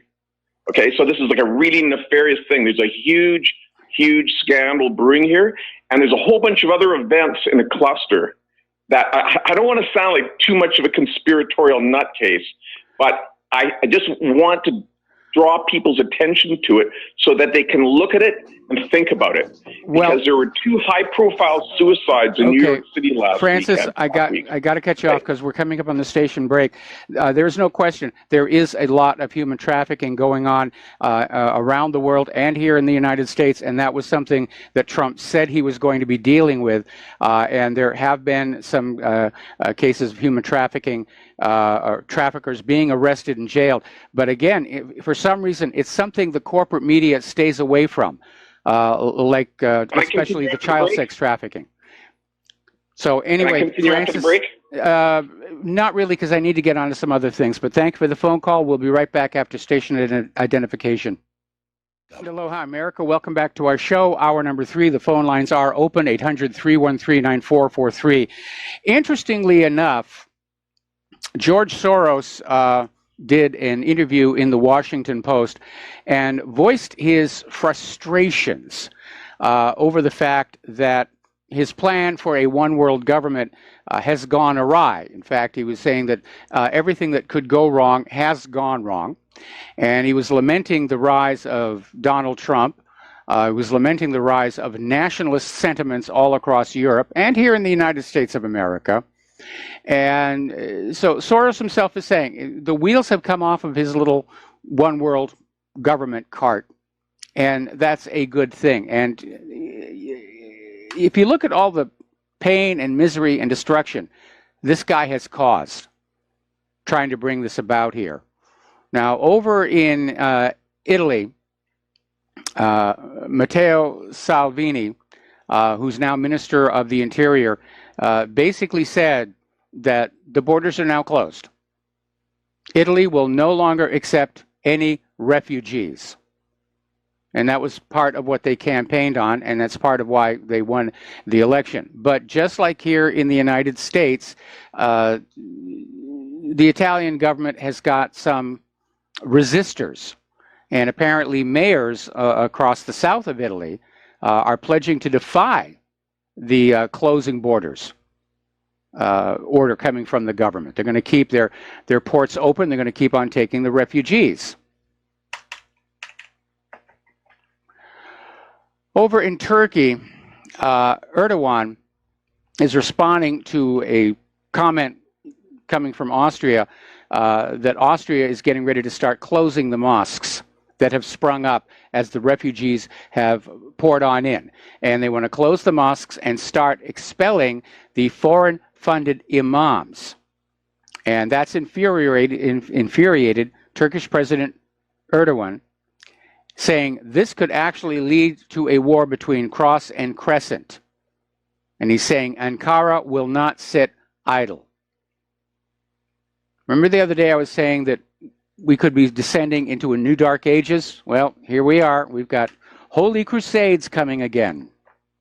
God wills it, God wills it, God wills it. Now, you know, over in Europe, because of the refugee crisis, Sweden has become the rape capital of the world. Germany is not too far behind. And there was a recent incident where a 14-year-old girl was raped and murdered by a failed Iraqi asylum seeker. And this one got a lot of attention because the girl was Jewish, always guaranteed to really heat things up. And thousands of women and children have been raped in Germany since Angela Merkel welcomed into the country more than 1 million, mostly male, migrants from Africa, Asia, and the Middle East. And so more and more people are seeing this as a failure of the German government.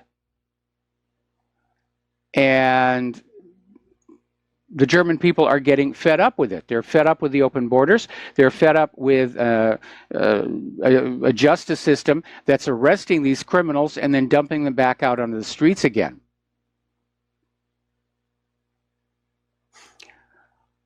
Now, apparently Great Britain has another problem they're dealing with. They have become Europe's cocaine capital. They have the highest number of drug overdose deaths and people who inject heroin. This is a report on drug use across the entire European continent. And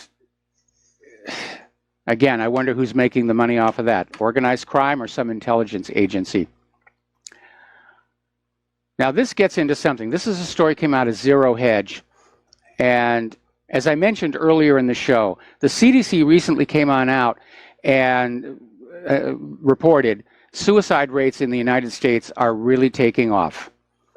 And they're saying, oh, well, it's the economy, economic pressures, it's this, it's interpersonal relations, a lot of people, you know, this and that. But this article is basically drawing a line between the increasing suicides and the increase in the taking of these antidepressants.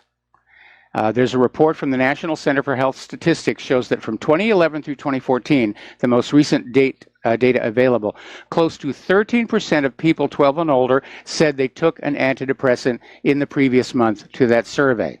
That number is up 11% from the period 2005 to 2008. The most recent numbers have increased by nearly 65%.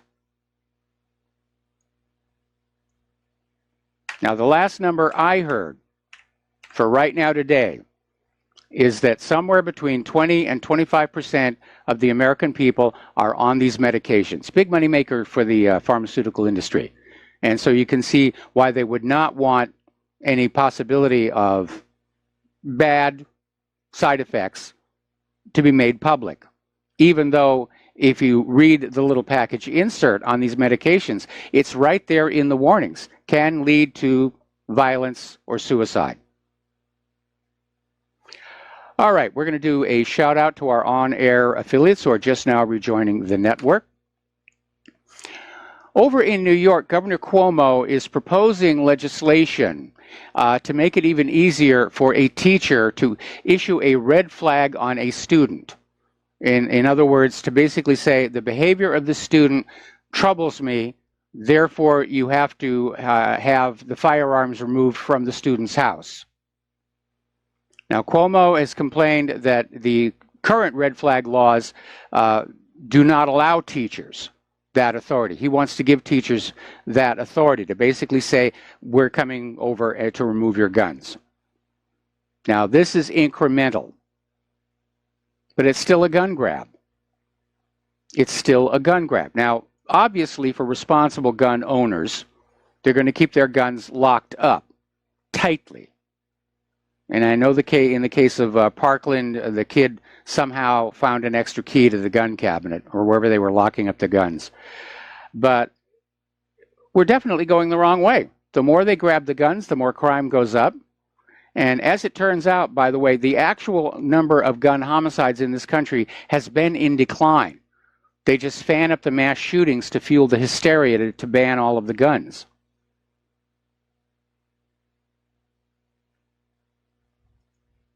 I think we should go back to what worked before, which was that everybody on their 12th birthday be taught gun safety and entrusted with a firearm. That's what happened when I was growing up. Everybody had guns. Everybody knew how to use them safely. There were no mass shootings. There was one attempted suicide, but that's a different matter. We'd take our guns to school. We'd put them in the cloakroom. Nobody thought anything about it, because we'd take those guns on the way home from school. We'd stop and chase the critters out of the farm fields. That was normal life. We didn't have mass shootings. Of course, we also didn't have prescription antidepressants. Now, we've been reporting over the last couple of weeks about some of the really ridiculous lengths that the liberals are going to in their social engineering. And as a result of it, there is a renewed interest in homeschooling. Parents are just getting fed up with liberal indoctrination, and they're turning to homeschooling. And of course, the public school districts and the local governments are trying to push back, making it more and more difficult to homeschool. They want the kids in those state-controlled schools. They want them indoctrinated. They want them taught obedience to authority, blind obedience to authority. Don't think, don't question, don't ask, don't analyze, just trust what we say and all will be well.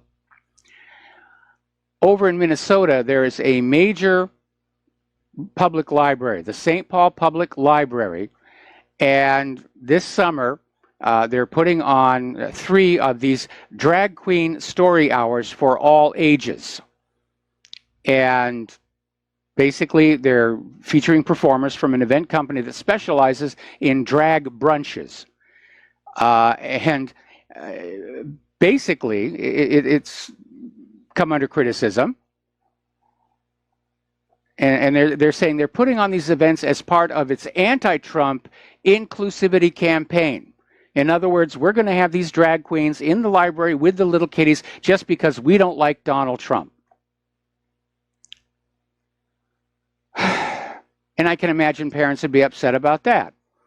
And again, if the gays wanted acceptance, no problem with that. We accept them, no problem. But trying to basically force their lifestyle into other spaces, other parts of society, that's going to meet with resistance. And yet we're seeing that. Instead of just saying, yes, we're accepted by society, let's all live our own lives, our own ways, and get along peacefully. Now they're getting confrontational. And this gets back to that story about that baker, the Christian baker who refused to make a cake for this gay couple, and they took him to court, and it went all the way to the Supreme Court before the Supreme Court basically said that the Colorado Civil Rights Commission was discriminating against Phillips, the baker. It took 6 years for this.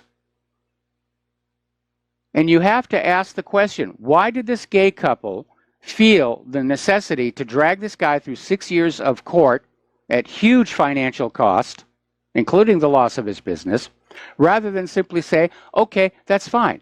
Can you recommend another baker that would help us?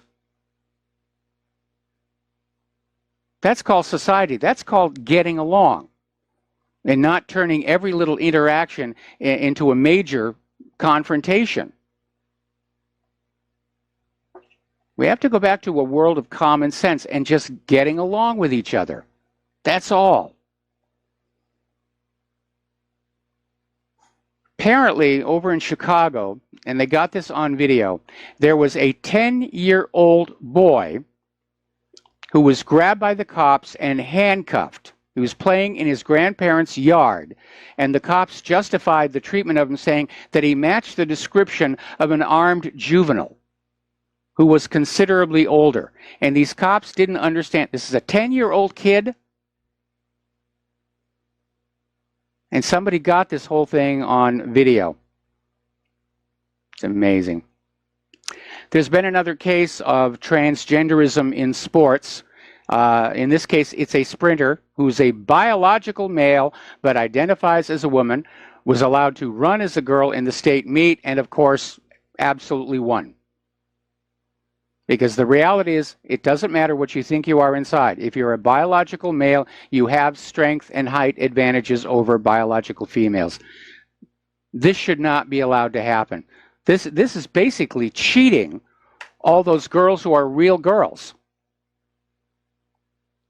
And this idea of allowing transgenders to do this is, oh, we don't want them to feel excluded. We want them to, feel accepted. Does anybody care about the feelings of the girls who are really girls? Apparently not. You know, they're just expected to deal with the reality. They're in a race they couldn't possibly win for biological reasons, and just be glad for it because, you know, the liberals think this is really good.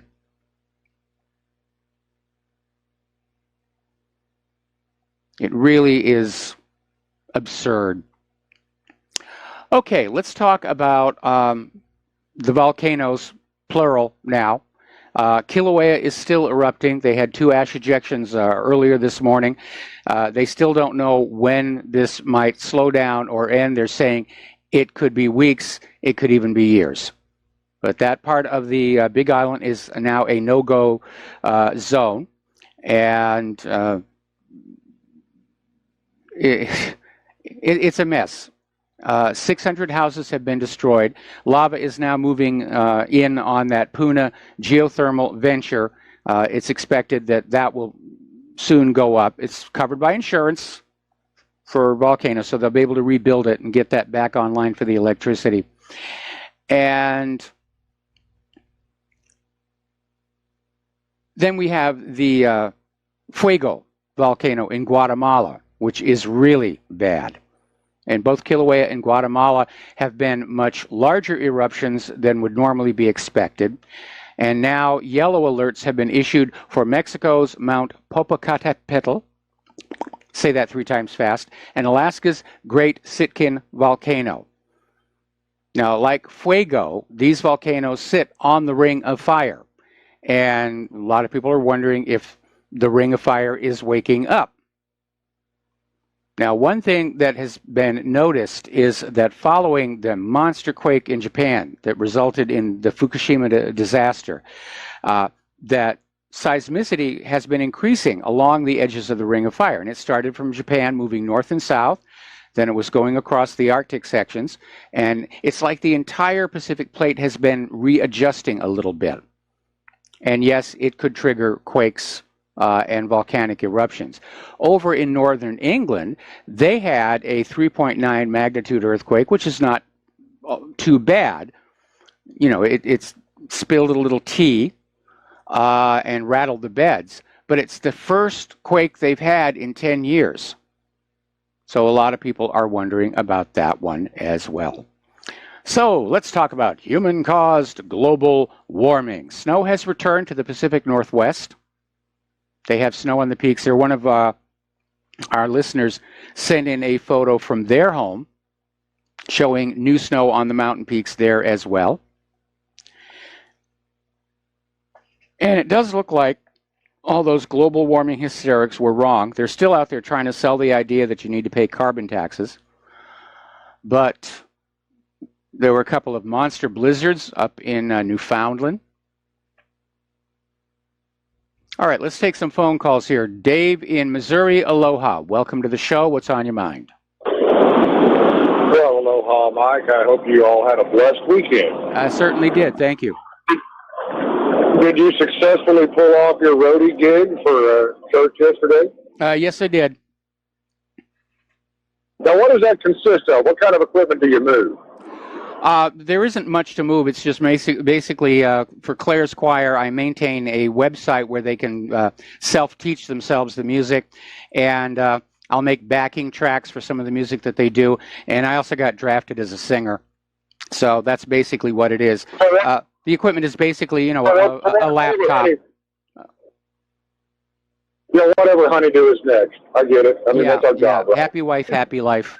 You know, Amy has always meant for me to ask you, and I never have. Who sings what really happened? Your theme song.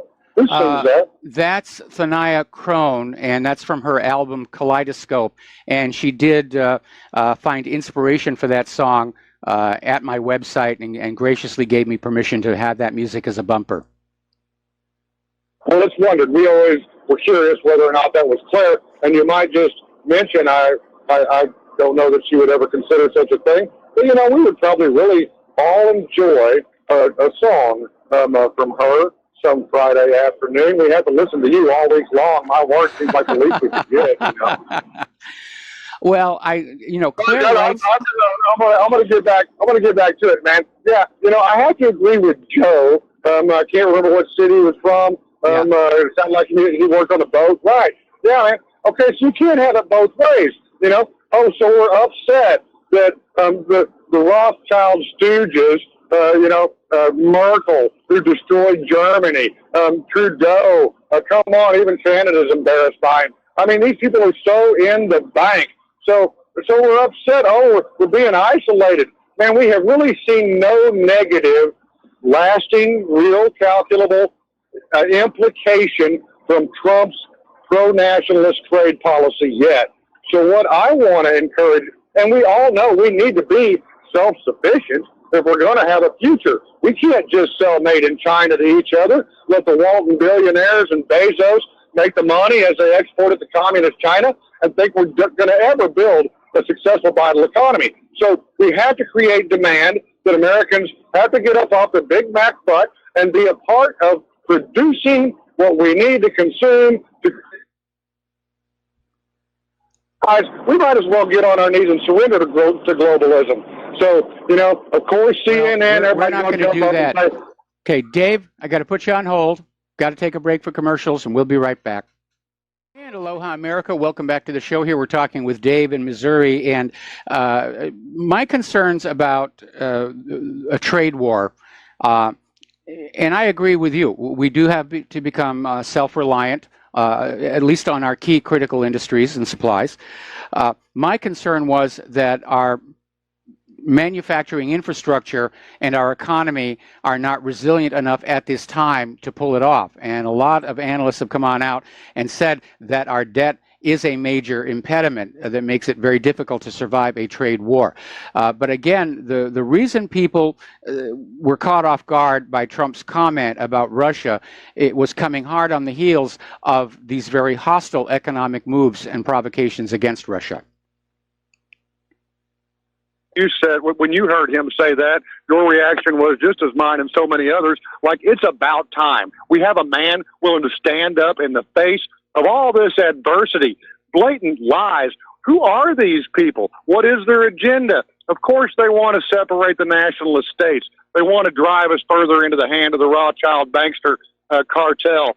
That is their plan, because we were all to be their slave, Mike, and this has upset their apple cart. I mean, Soros is upset. Yep. So we're going to cry. You know, I mean, this to me is music like I've never heard. You know, I want to think that it's not just some sort of ethereal jazz band playing to distract us while the hand goes in our pocket again. That's really what I want to believe. But I've never seen anything like this happen. And if you just look at the geopolitical ramifications of what his nationalist policies, agendas, I mean, he's man enough to stand up and say it to their face. Never happened. No American politician ever did anything like this. So to me, this is a wonderful example. It's exactly what we need. All power to you. God bless you, Donald Trump. And please, folks, please support RBN and whateverhappened.com. And if Claire will sing us a song, Mike, hey, we won't have to listen to you so much. I love you. Peace out. Well, you've brought up an important point.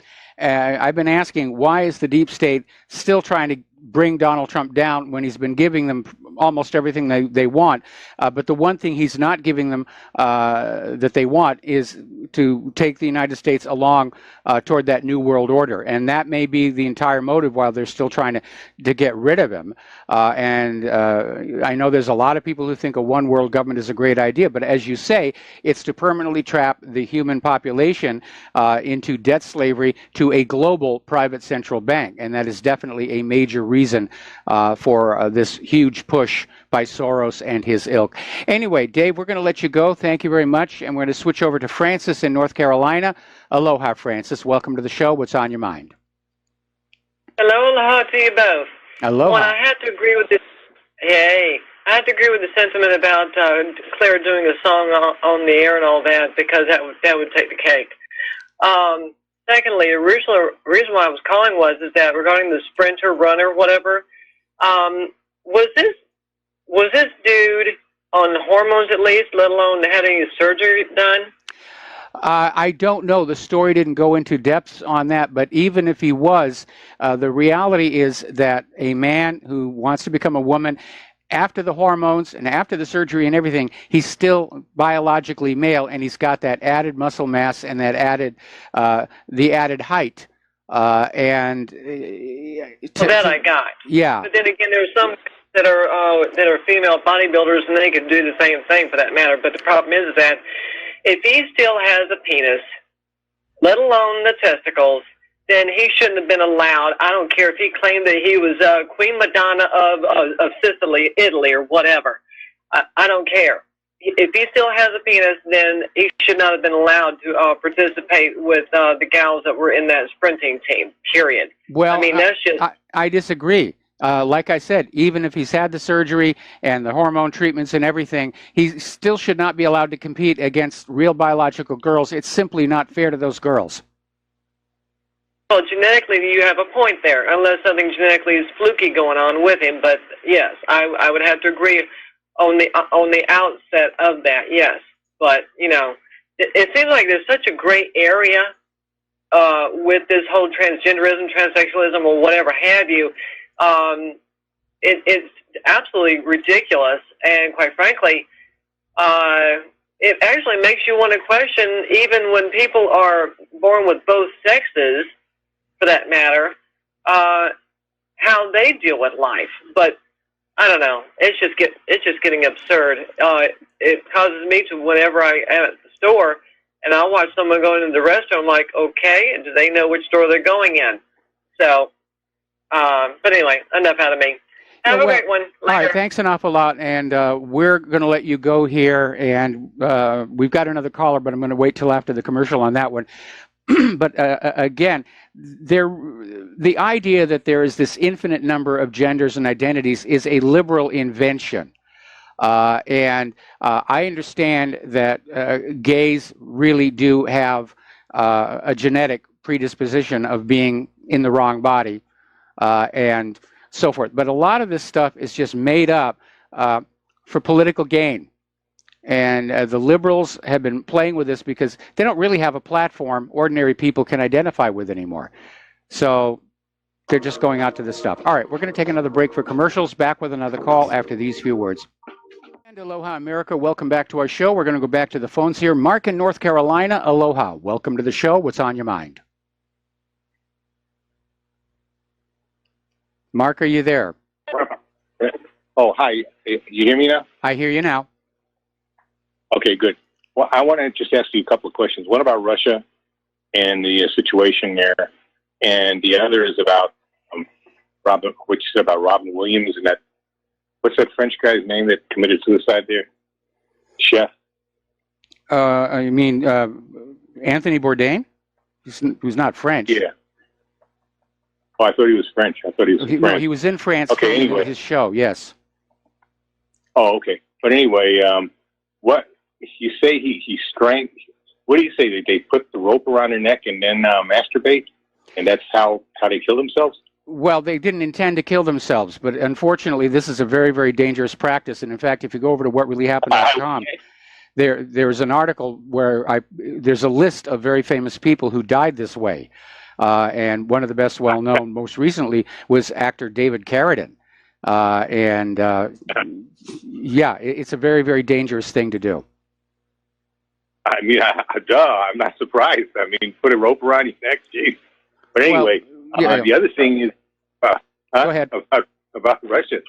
I mean, I'm wondering about, they're kind of bragging. A lot of times you hear these neocons come on mainstream talk and fake news network and all that, and brag about, say, well, we killed 300 Russians there, and think, do you think this is really true? Because supposedly those are Russian contractors, I think, killed in an airstrike. Supposedly they attacked American troops. And this is in Syria, okay? I kind of doubt it, because I think if that was true, the Russians would have done something back to us. I don't think they're going to take that kind of, that they would take that heavy of a loss if that was the case. And I remember when it supposedly first happened, RT denied, he said a couple of contractors were killed in an airstrike. They weren't all like soldier-type contractors either, but nothing like 300. I think that's a bunch of malarkey, if you ask me. Oh, I think it was intended. I think it was an attempt to goad Russia into doing something. But again, Putin is trying very hard to not allow the current wars to escalate beyond where they are right now. And from his point of view, yeah, it would be a very simple idea to say, we're going to forget about these people who got killed, and we're not going to respond to it, because that would bring the U.S. and Russia into direct conflict, and that's a bad idea at this point. I don't know. He's got hardliners in that country, too. That I don't know if they would accept something like that. Not that many. Yeah, you say, okay, a few were killed in it. Putin's in charge of his government. Okay, Putin is in charge of his government, unlike Donald Trump, who's clearly lost control. He's got, John Bolton out there making outrageous statements, and, Bolton's a hardliner. But Putin, I think, is solidly in control of what's going on in Russia. And even the hardliners in Russia have to understand that going up against the United States militarily, it's going to be a bad idea. It's going to be a bad idea. Nobody's going to win a nuclear war. Both sides are going to lose. That's the reality. So what you're saying basically is Putin is more sane than Trump. At this point, I'm saying Putin is in charge of his government, and he's trying to find a way back to peace, as opposed to Trump and all of the agencies and advisors around him who see war as the best possible course for the United States to follow due to economic failings and so forth. It just makes no sense, like with Trump bringing Bolton along with him too, for his, a conference with UN. Yeah, it just makes no sense. I mean, this guy's like this guy. You talk about crazy. This guy is really out there, and he's a coward too. He's a draft dodger from the Vietnam War. Yep.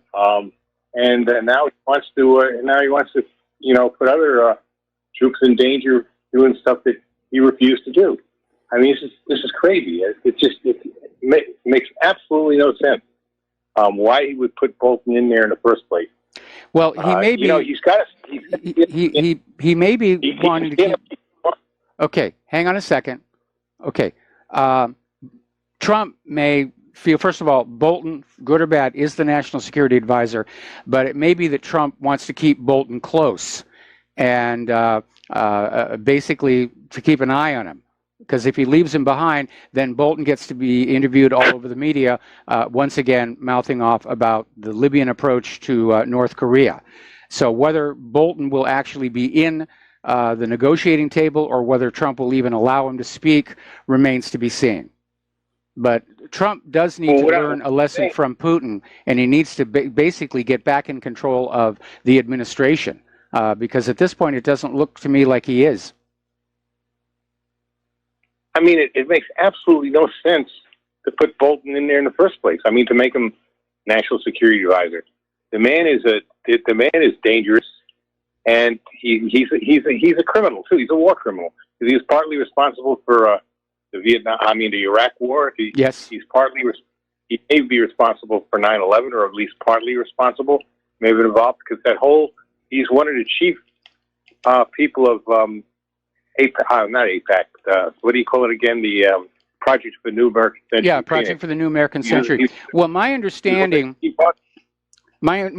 is that Sheldon Adelson insisted that Trump appoint Bolton because Sheldon Adelson and Bolton go a long way back in their support for Israel and their encouragement for wars on Israel's behalf. So that's why Bolton was named the National Security Advisor. But again, last week we had this story where Trump and Pompeo are telling Bolton to basically just cool it on the outrageous statements.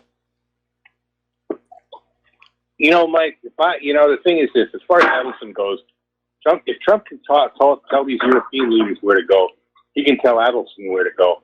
The fact of the matter is, if I want to, really endanger myself, I have two big dogs. I mean, one's a pit bull, one's a half pit bull mastiff, but they're not dangerous, despite what people think. They're some of the most loving dogs you can imagine. Yeah. Okay. Yeah, I've known many pit bulls. Yeah. Okay. But if I went another direction and decided, you know what, I want to keep a king cobra in the house and give it a free reign in the house, keep its food, I guess, give it a rodent or something once in a while, and think that I can just walk around and that the king cobra isn't going to bite, I'd be crazy. I'd be nuts. Yes. Well, it's the same thing. If you got a guy like Bolton, who is a crazed warmonger, a chicken hawk on top of it, yes, you think that this guy isn't going to at least advise you to or say things that can start a war? And by the way, Lindsey Graham is another nutcase. He was saying, I heard him on the radio yesterday, advocating that Trump needs to tell on either you do it or we tell you, or we're going to take military action against you. I mean, these people don't understand. Just if it was just North Korea alone, forget about if China got involved or Russia or anybody else. North Korea is an armed camp. They're dug into the mountains. They're dug into tunnels, much like the North Vietnamese and the Viet Cong were in Vietnam, except much stronger because they've been working in these tunnels since the last Korean War. They're well armed. They may not be doing very well economically and all that, but they got plenty of weapons. The weapons that work. So, did they not realize the amount of casualties? You really think you could do this with the volunteer army we have now, where people don't even want to join anymore?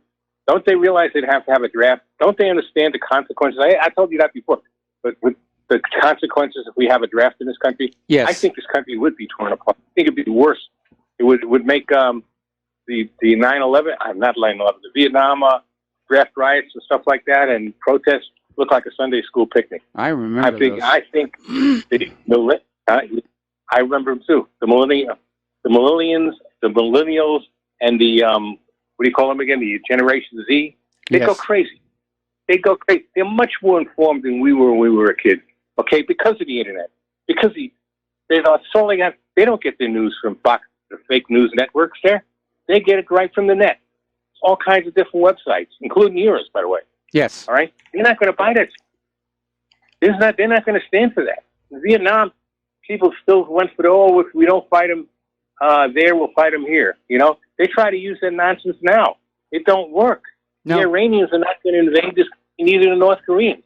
And whatever nukes this guy might have, he's not going to try to hit the United States unless he feels we're about to overrun him.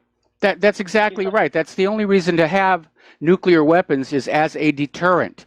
And you need to remember that in all of human history, the only country to ever actually strike another country with nuclear weapons is the United States. That's the only time they've ever actually been used as an offensive weapon. People want the nuclear weapons to basically give potential invaders and attackers a reason to stay home and watch some TV instead. I'll tell you, Mike, there's two countries that I'm really concerned about that I really think are dangerous. And it's not Iran, it's not North Korea, and certainly not Russia or China. It's Turkey and Israel. Both have leaders that are, I really think that the elevator isn't going to the top. Yep. Either Netanyahu or Erdogan. Both got powerful little armies, okay? They both got a history of aggression against other countries. Turkey was an empire. And yes. They were known as fierce fighters. The Ottoman Empire was about 1,000 years, if I'm not mistaken. Erdogan, I think, really wants to bring back that Ottoman Empire. And Netanyahu, I don't know what goes on in that man's mind, okay? But again, the elevator doesn't go to the top. So this is what you talk about dangerous countries. Now, if the U.S. and Russia were really cooperating with each other, instead of, fighting each other and talking bad about each other and saying they want to interfere in our elections, all the other nonsense. We cooperate with each other. We might be able to put a leash in both Erdogan and Netanyahu, and maybe, make clear to them we're not going to tolerate their nonsense, and they need to get out of Syria, both of them. They need to leave the Kurds alone. They need to leave the Syrians alone, and start treating the Palestinians a lot better than treating them. Okay. Yes. But that's if you have the two superpowers cooperating. But you don't. And this is one of the reasons we have what we have. Well, yes, no, you're absolutely right. The problem is that for the world to have peace, everybody has to want that peace. But it takes only one fanatic with an army to wreck it for everybody else. And again, looking over the last 17, 18 years, the U.S. and Israel are the aggressors. They're the ones constantly attacking everybody else. This world war, I'm afraid we're the bad guys. And I think that people in America, in the United States, are waking up to that realization. We're the villains this time. And another reason to avoid a world war is I think we're going to lose it. Especially if it goes to nuclear weapons, we're going to lose this one. Well, there's going to be no winner. I don't think there'll be a loser, or we'll all lose. I really have my doubts the planet. Look at all the problems these volcanoes are causing, right? Yes. I mean, the one by you there in Hawaii, the other one, where is it, Nicaragua? Guatemala. Okay. Guatemala, I'm sorry. But anyway, just imagine if you had an out-and-out full-scale nuclear war between the United States, Russia, China very likely would get involved, so would India and Pakistan at some point, and probably Israel would get in their licks too. So what would that do to the atmosphere? I can't see there being any world left if that happened. I can't see a winner or a loser. I think we'd all lose. Well, I'm in agreement with you, but, all of these world leaders and billionaires, they have their underground bunkers already built. They actually think a nuclear war is survivable and winnable. RFK told JFK Jr., not JFK Jr., RFK Jr. Went through the nuclear missile crisis. I think JFK Jr. is like 9 years old or something. Yeah. He says, don't bother going in. We were telling him to go start getting into the bunkers. He says, no, don't go. We're not going in there. He says, because because there'll be nothing to come out for. Yeah, I'm in agreement with that view. I'm in agreement with that view. It would be a hideous mistake. Anyway, listen, we're running out of time here. So, Mark, I'm going to let you go. Thank you very much. And we're going to take one more phone call. Mateus up in Canada. And Mateus, what's on your mind today? If you look at it from the perspective of the entire galaxy, the other civilizations' perspective, basically, any emerging civilization that discovers nuclear weapons, there's kind of like a safety mechanism built in, where if the species that discovers the nuclear weapons are really stupid, are really unwise and dangerous and violent to the point where you wouldn't want them part of your galactic community, you don't have to worry about it. They're just going to blow themselves up anyway. That's true. And then the ones that don't blow themselves up, it means that they have not just intellectual intelligence, but also wisdom and compassion and kindness and some sort of spiritual or moral evolution to go along with it. Those are the ones that make it into space and join the Galactic Federation or whatever. And I was surprised to find out that in the Canadian parliamentary elections for the federal or the national elections, that you can elect an MP, like a representative, and then they can just cross the floor, it's called. And that literally means walk across the floor from one party to the next without having to quit their job and go for re-election. Is that the same in the States where you can elect a liberal representative and he can just walk across and become a Democrat without asking permission for it by anybody? Yeah, there have been. It doesn't happen a lot, but there are occasionally members of Congress who will just announce that they're changing parties, and they stop being a Republican and they start being a Democrat. But what was the point of electing that person as a Democrat if they're just going to tray you and go? I can't believe that's allowed. Is there any reason that makes sense, that's fair, that I'm missing? No, it doesn't make sense. But again, nobody's ever challenged the practice down here. And it's just another reminder that the politicians are opportunists. And, it does look bad. The optics are bad on that. No question about it. And those politicians who have changed parties tend not to do very well after that. Anyway, Mateus, we have to take a commercial break. Thank you for the call. We're going to close the phone lines for the last segment of our program, and we'll be right back after these words from our sponsors. And aloha, America. Welcome back to our show. Last segment of our program today, and we were talking about human-caused global warming. And you probably remember from all of the so-called documentaries on global warming that you saw on corporate media, the West Antarctic ice shelf, which is the source of a lot of icebergs that break off and can sometimes interfere with shipping in the southern oceans. And every time one of these giant icebergs break off, the global warming people go, see, the Earth is warming. The Antarctic ice is melting. And then they'll send an expedition down there to document the melting ice, which gets stuck in the ice and has to be rescued. Well, it turns out that NASA has discovered that underneath that West Antarctic ice shelf, there is a magma plume, similar to the one which is driving our Kilauea volcano. And as the name implies, it's just a part of the magma that, for reasons of convection, has pushed up closer to the surface of the Earth, and it acts as a heat source. And that is what has been causing the West Antarctic ice shelf to basically lose these icebergs. And that's it. It's a force of nature. It's not caused by human activity. So the global warming people have now decided they can't sell this to the humans anymore. So now they're turning their sights on the cattle industry. And they're out there saying that, we have to know how much methane these cows are producing, because the livestock industry is placing the Paris Climate Agreement in jeopardy because we don't know how big an impact all this methane is having on climate change. And it really is silly. It's just about trying to get more money or more control over the planet. And the Paris Climate Accord was never about the climate. It was about basically starting the framework for the global government, a global environmental authority, and then they were going to have a global health authority. That one kind of fizzled in 2009 when pigs fly flu turned out to not be the imminent disaster that it was predicted to be in all of the corporate media here. So they've kind of stumbled on that one.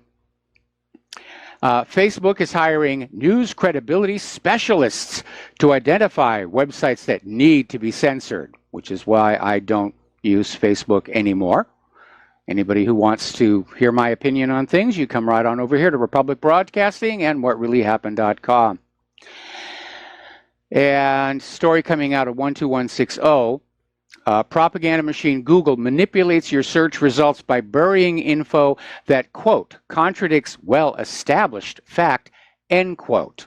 And as a good example of that, apparently Google's internal handbook instructs engineers to bury natural news web pages from search results, because natural news is saying things that harm the profits of the medical industrial complex.